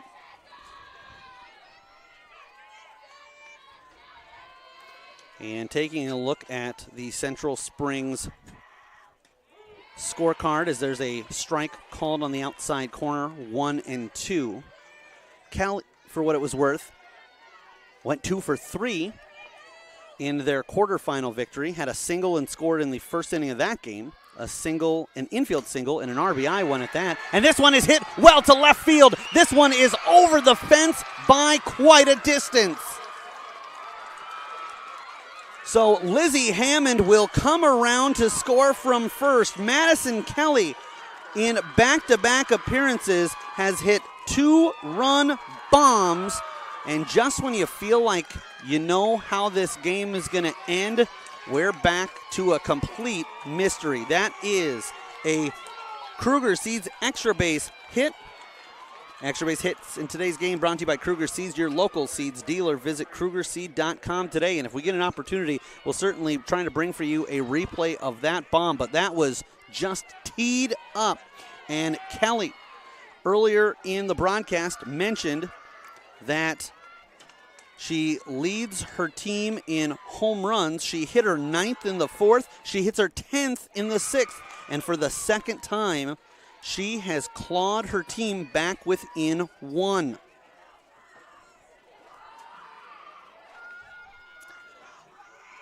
Steepleton, the sophomore, comes up to bat. So Kelly, the catcher, who is doing a fantastic job catching the pitcher, Cooper Clausen, is putting in a whale of a resume for our Casey's player of the game. 2 for 3, 2 home runs, 4 knocked in, and obviously 2 runs scored, as she's knocked in herself a couple of times. That one off the glove, bobbled for a moment, but staying with the play was Flanagan. And I want to give the pitcher credit there. after you give up a 2-run home run, then when a ball is chopped your way and you don't come up with it cleanly, it would be easy to panic a little bit, to get frustrated, but she stayed with the play, saw it into her glove, and then had plenty of time to throw over to the first baseman, Sydney Smock. This one is hit to the right field side, underneath it, and coming up with the catch, Evie Robinson for out number 2. So Kylie Honiff, the senior, down in 1 pitch. And Cooper Clausen, the pitcher of record for Central Springs, will come to the plate. She has a strikeout and a single, although she was courtesy run for by Azaria McDonough, a left-handed batter, although a right-handed pitcher. And McDonough has seen twice her team erase a 3-run deficit, make it a 1-run game. She'd love to get on base and hits one into center field, but underneath it in time is Livy Roush. So the inning complete, but the Central Springs Panthers score 2 runs on 2 hits. They leave nobody. They have 4 runs on 5 hits and have stranded 3, and they did exactly what they needed to. That was cut that lead down to just 1. We will be back with the bottom half of the 6th inning. You're watching the Iowa Girls State Softball Tournament presented by Iowa Farm Bureau on the Girls Union Network, powered by Mid-American Energy Company. We might not always know what the day will bring, but some things are certain. The sun will rise, and your lights will go on. That's because at Mid-American Energy, we're obsessively, relentlessly committed to providing you energy when and where you need it, to connecting with you, and keeping our communities safe and strong. Because the most important thing we put our energy into is you. We're obsessively, relentlessly at your service.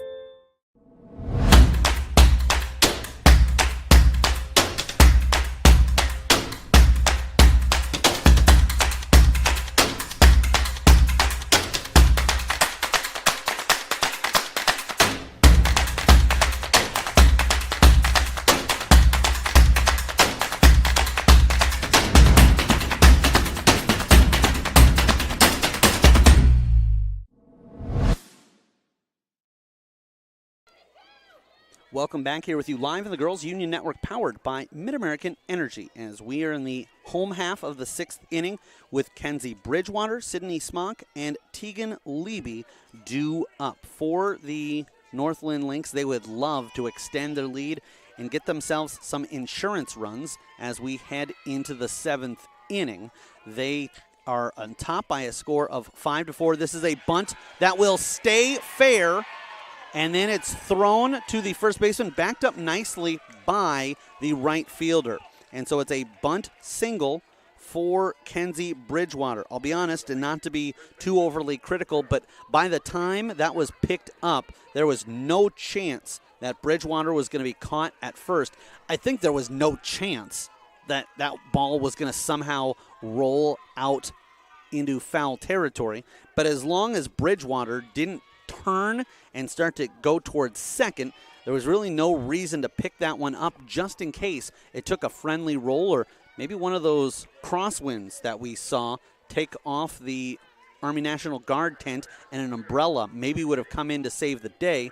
But regardless, I think Bridgewater, the 8th grader, was going to end up at first with her first hit of the afternoon. That is the 8th hit for the North Linn Lynx, and I always love looking up at the scoreboard and finding out that my notes agree with the official scoreboard.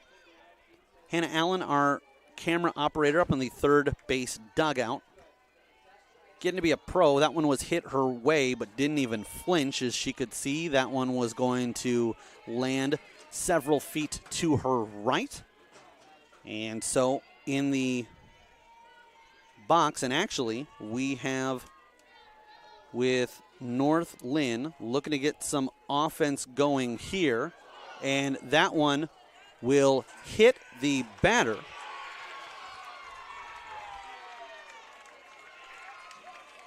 And so now an opportunity what I was going to say is it looked like we had a pinch hitter in there.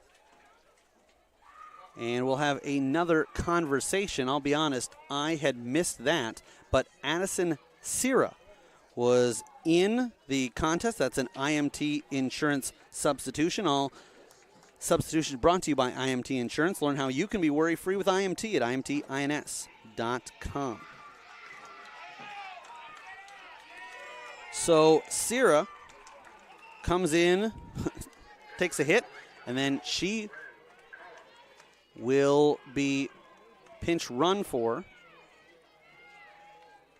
And now stepping up to the batter's box is Maddie Stepanek, the senior, one of the pitchers for the Lynx, but they're looking to add to this lead. Chopped out with a bunt attempt, but that is foul. So now headed back to second is Bridgewater. And headed back to first, I believe that's Column at first. Again, with the courtesy run. IMT Insurance bringing you all your substitutions in the field, on the mound, and at the bases. There's a swing and a miss, and now Stepanek finds herself down in the count 0-2.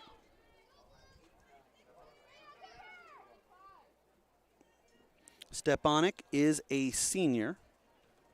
Now we're going to have a conversation with the home plate umpire and head coach Chad Spohr. The Lynx were Class 2A champions back in 2019. Last year, they finished second. And even after graduating 5 starting seniors last year, still able to get back to Fort Dodge. They led the Tri-Rivers Conference with 250 runs, a team batting average of .411, and broke their school record with 41 home runs. Conference over. Still looking for a first out of the bottom half of the 6th. 0-2 the count on Stepanek. The lead runner is Bridgewater. She stands at second, 2 on, 0-2. This is popped up, and everyone will return back safely, as the only one they really had an opportunity to get was Bridgewater at second, maybe. But with the middle infielders playing in because of the bunt, that's the reason that she was afforded that opportunity to run as far as she did, just in case that one had dropped in. Meanwhile, the Northland Lynx will bring up Olivia Rausch, 9th hitter in the order, and a slap hit that gets up the middle. Stumbling a little bit was Bridgewater, but the throw is offline. She will come across to score. An RBI single for Rausch, and then she will advance to second. Bridgewater came across to score. And now standing on third base is Bryn Cullum, the 8th grader.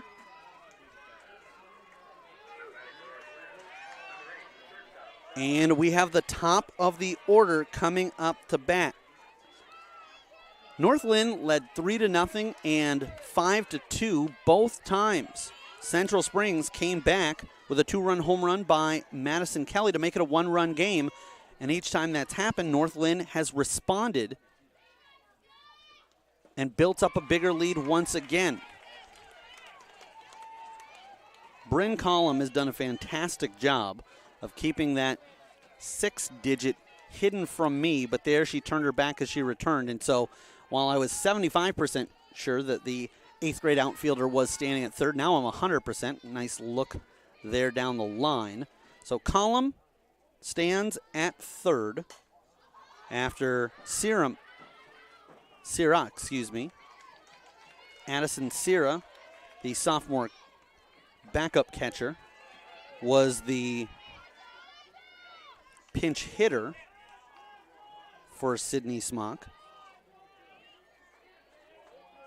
And all she did was get hit by a pitch and then return back to the dugout with Collum running for her.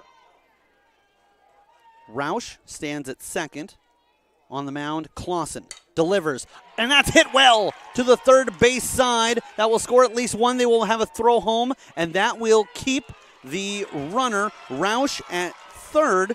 However, with the throw there, Skylar Benish had an RBI single, and she was able to advance to second.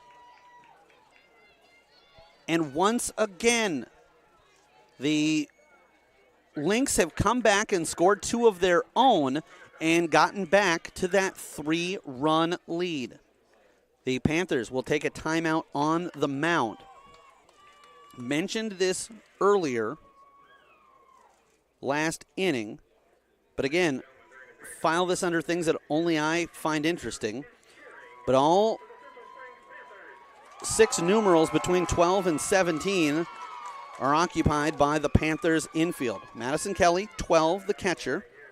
Honiff, the second baseman, 13. 14 is Carly Ryan, the shortstop. Abby Pate at third, 15, the pitcher. Cooper Clausen, 16. And 17, Kirsten Garnis, the first baseman and flex player. That trend continues into the outfield. 18 is Aurora Steepleton, but then we can't go anywhere from there. Kaylee Fessler in center wears 8, and Emmy Dietrich wears 82 out in left field. 22 is your banner, Caitlin Sommerfeld. 2 singles, has scored once, and has also registered an out. There's a sacrifice bunt, not in time is the throw as they needed a tag, and now nobody covering second. Sommerfeld, after the, I'm not sure if they're going to count that as a hit. No, it looks like they're going to score that as a fielder's choice error. And then Sommerfeld gets to second with the RBI. Roush comes across. Now Benish at third. And it's 8-4, despite what the scoreboard says. It still reads 7. Now it goes over to 8. So, credit the Girls Union Network. I'm always afraid when we're off from what they say, but it was 7 before that. They'd gotten back to a 3-run lead. This is their largest lead of the contest, and it comes at the most critical of times going into the pivotal and what could be potential 7th inning, potentially the final 7th inning. Low, and that will bring the count to 1-1. And they have changed that. They will credit it as a bunt RBI single to Sommerfeld. She is now 3 for 3 in the game and is making a bid for herself as the Casey's player of the game. So is the young woman at the dish. She's 2 for 2. Yes, she did record an out back in the first inning, but it was a sac fly that doesn't count against your batting average as she knocked in Skylar Benish. Then she had a single in the third and stole second and had a 2-run home run back in the 5th inning. Should she reach, Eva Cook will courtesy run for her, but that's only been an issue once, as once she was out after knocking in a run. The other time she knocked in 2 runs, including herself, and obviously a runner was unnecessary. 1-2 the count, 1 out. We have runners at second and third. Standing at third is Skylar Benish. Caitlin Sommerfeld occupies the second bag. And Jill Smith with 3 of the 8 runs for the Lynx knocked in, trying to add to that as she fouls one, and that is scooped up by the head coach of North Linn, Chad Spohr.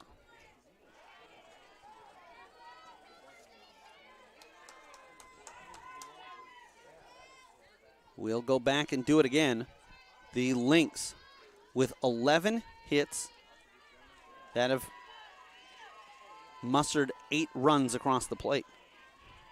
Clausen delivers. This one is popped up. Catcher underneath it, no problem. And out number 2. I think that's a pitch as Smith is finally retired without scoring anybody. She didn't score anybody in her at-bat in the 3rd, but she wasn't retired in that one. As she pops up for out number 2 to the catcher, I have a feeling that she probably doesn't swing at that pitch if there are no or 1 strike in the at-bat, but because she's got to protect the plate, all she could do was get a sliver of that inside pitch. It was close. I think it would have been a ball, but with 2 strikes, you don't want to give that possibility and leave your fate in the hands of the umpire. This one is hit well out of play, foul to the right field side. Good look there over the Achieve More banner and over by the bullpen for the Central Springs Panthers.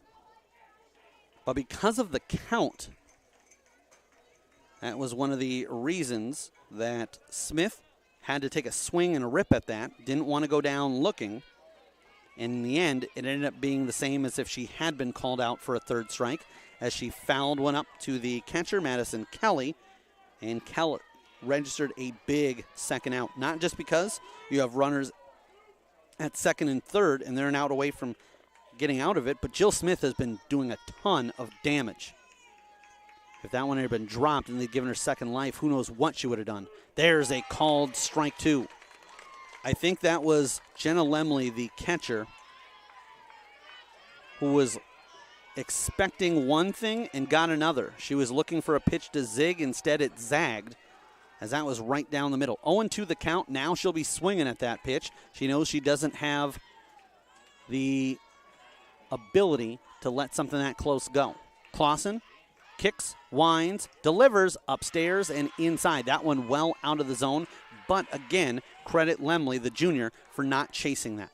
For what it is worth, Emma Dietrich, Carly Ryan, and Kaylee Fessler, the 8, 9, and 1 hitters, due up for the Panthers, but they're not worried about offense right now. They're worried about defense and pitching and getting out of this inning, keeping the lead to 4, which is already the largest of the game for North Linn. Swing and a miss, strike 3, and that is how the 6th inning will end. However, North Linn gets a big 3 runs in the 6th.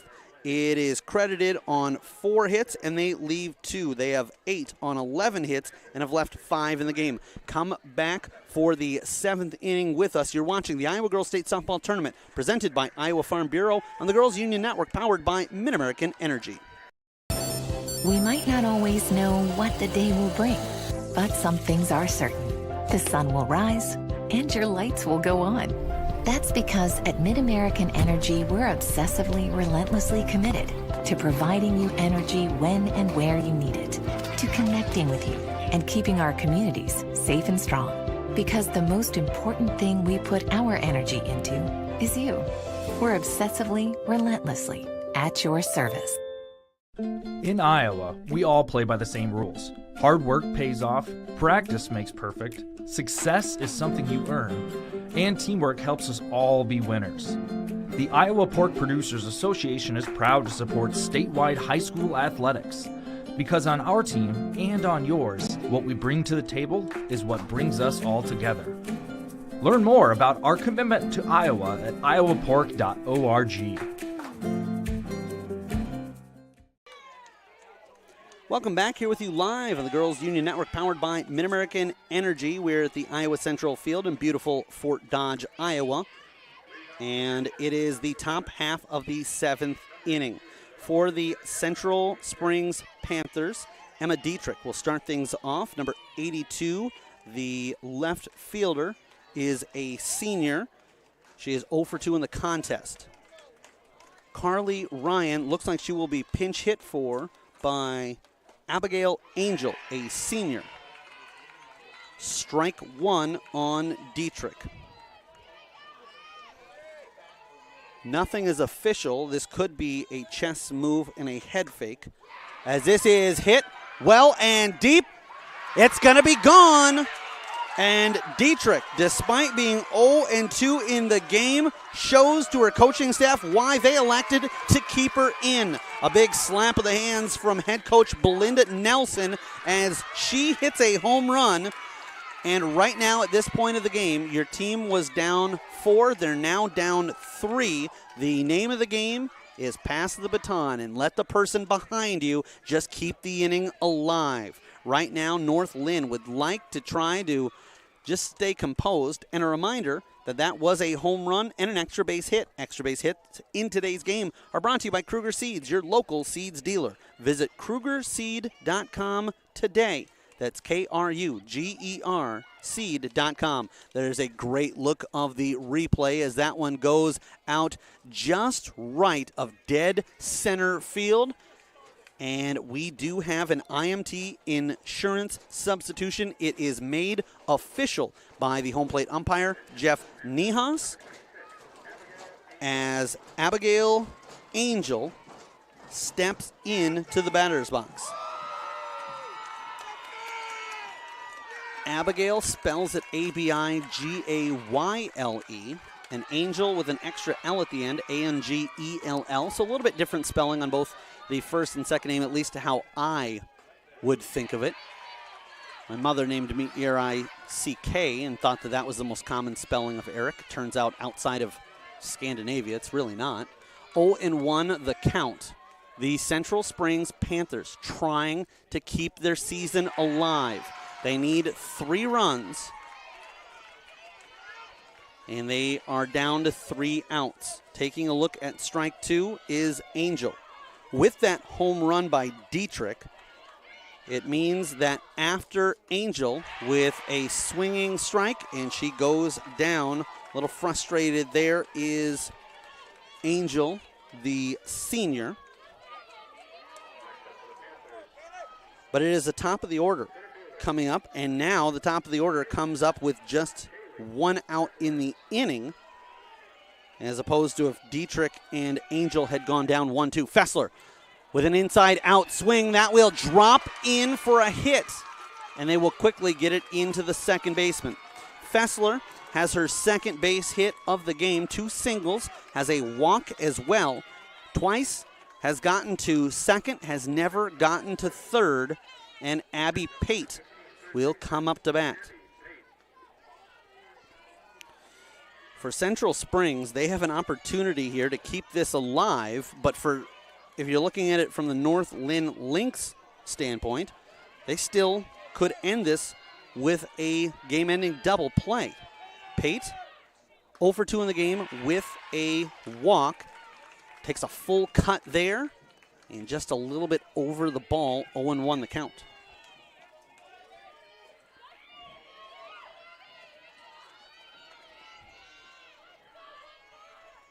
Setting up the pitcher, this is fouled sharply down the third base side. So dealing on the mound is Flanagan. 1 out in the inning, a runner on, a runner already in, and finding herself down in the count 0-2 is Abby Pate, the sophomore.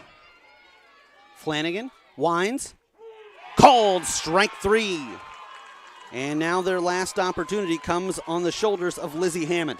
Fans, Casey's General Stores is proud to sponsor the Iowa Girls High School Athletic Union, and today's player of the game, that is North Lynn's number 8, Skylar Benish. Casey's is at the heart of many Iowa communities, cheering on our local teams and fans and making sure there's fresh pizza ready, win or lose. This one is fouled back and out of play. Sign up for new Casey's Rewards, the rewards program that gives back by letting you redeem points for Casey's cash, fuel discounts, or donations to local schools. The shortstop is 3 for 4 with 2 runs scored, 2 knocked in, a home run. That was a solo home run, as this one is popped up, but it will get out of play as the catcher, Jenna Lemley, gives up pursuit. Benish singled and scored in the first, solo home run in the third, her only time out in the 5th, and an RBI single in the 6th. Oh, she also had a gem of a play from her knees at short. That one a little bit off pace, and now the ball gets away but no reason for Fessler to try it. At this point, you'd love to get out of being forced out, but you don't want to make the third out there. 1-2 the count, as Flanagan has a couple still yet to waste if she chooses. And there is a check swing, and had Hammond not held up, that would have been the ball game. 2-2 the count, 2 out, runner at first. The differential is 3.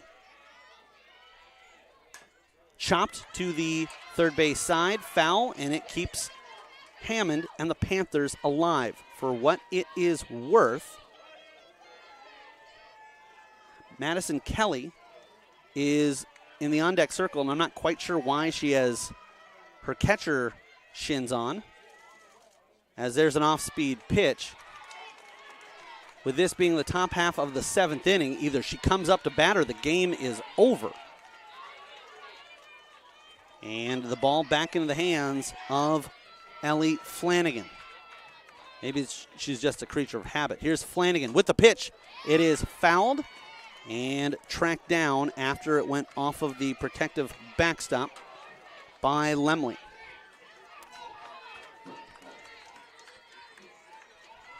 (8-5) the score. The North Linn Lynx of Linn County trying to close this one out. Flanagan with the pitch. It's grounded to the third baseman, and that's fair! Again, with the runner, Fessler, going from first to second. No need to be aggressive on the base paths.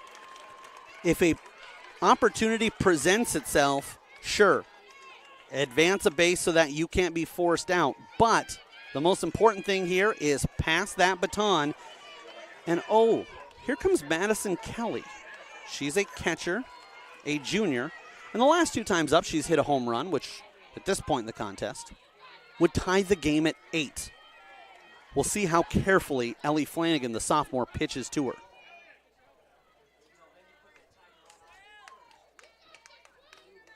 Looks like we may have a courtesy runner or a pinch runner coming on. That is indeed the case. So Lizzie Hammond, the sophomore, will be replaced on the base paths by Ellie Ryan, the freshman. And that's an IMT insurance substitution. Learn how you can be worry-free with IMT at imtins.com. Flanagan on the mound. 2 on, 2 out, up by 3. There's a pitch upstairs for ball 1. If you're Madison Kelly, it's not even at this point in the at-bat about swinging at everything that might be in the strike zone. What she's waiting for is one pitch that she can knock out of this park and tie this game up. There's a strike on the outside corner. Typically in these situations, I say play small ball, get on base. But when you've got your leading home run hitter who's gone yard the last 2 times, this is an opportunity to throw that proverbial Hail Mary. The swing for the fences, the long breakout pass in hockey, because you've got an opportunity with one play to get back to even. Obviously, if Kelly finds an opportunity here to get a base hit, she'll take it. There's a ball hit deep to left field, but it's going to be foul. That is exactly what we're talking about. That thing, one hit off the concrete over there and rolled up onto the roof. If she could have straightened that out by, I'd say in the neighborhood of about 15 degrees, you're talking about a tied game when this game was 8-4 going into the 7th inning. Keep in mind, the Lynx still a strike away from ending this one. 2-2 the count, 2 on. Here's the pitch, swing and a miss, strike 3! And Flanagan comes up with a strikeout at the biggest of moments, and her North Linn Lynx advance by a score of 8-5. For Flanagan, she didn't have a ton of strikeouts. In fact, she had just 6 in the game, but she got 3 in the 7th inning, including one off of Madison Kelly, who a couple of pitches before that nearly tied this game. What a fantastic finish to an already good game. 8-5 the final. North Linn, the number 2 seed, advances into the championship game where they'll be considered the favorite over the 4 seed Earlham. That game will be played tomorrow over on the Kruger Seeds field at 7:30. Meanwhile, Central Springs will move on to take on Wilton in the 3rd place game tomorrow at 6 o'clock right here on the Iowa Central field. That will do it for us as we've got a quick turnaround to get into Class 4A action with Winterset set to take on Boone. Again, my name is Eric Zamora, bringing you the play-by-play of this one. Dave Mabel, our engineer and producer. Hannah Allen, our camera operator. And we want to, again, thank you for tuning in. A final in Class 2A action. It was North Linn who improved their record to 41-6 on the year, moved to the championship game versus Earlham. Central Springs falls to 30-7. A final, North Linn 8, Central Springs 5. You have been watching the Iowa Girls State Softball Tournament presented by Iowa Farm Bureau on the Girls Union Network, powered by Mid-American Energy Company.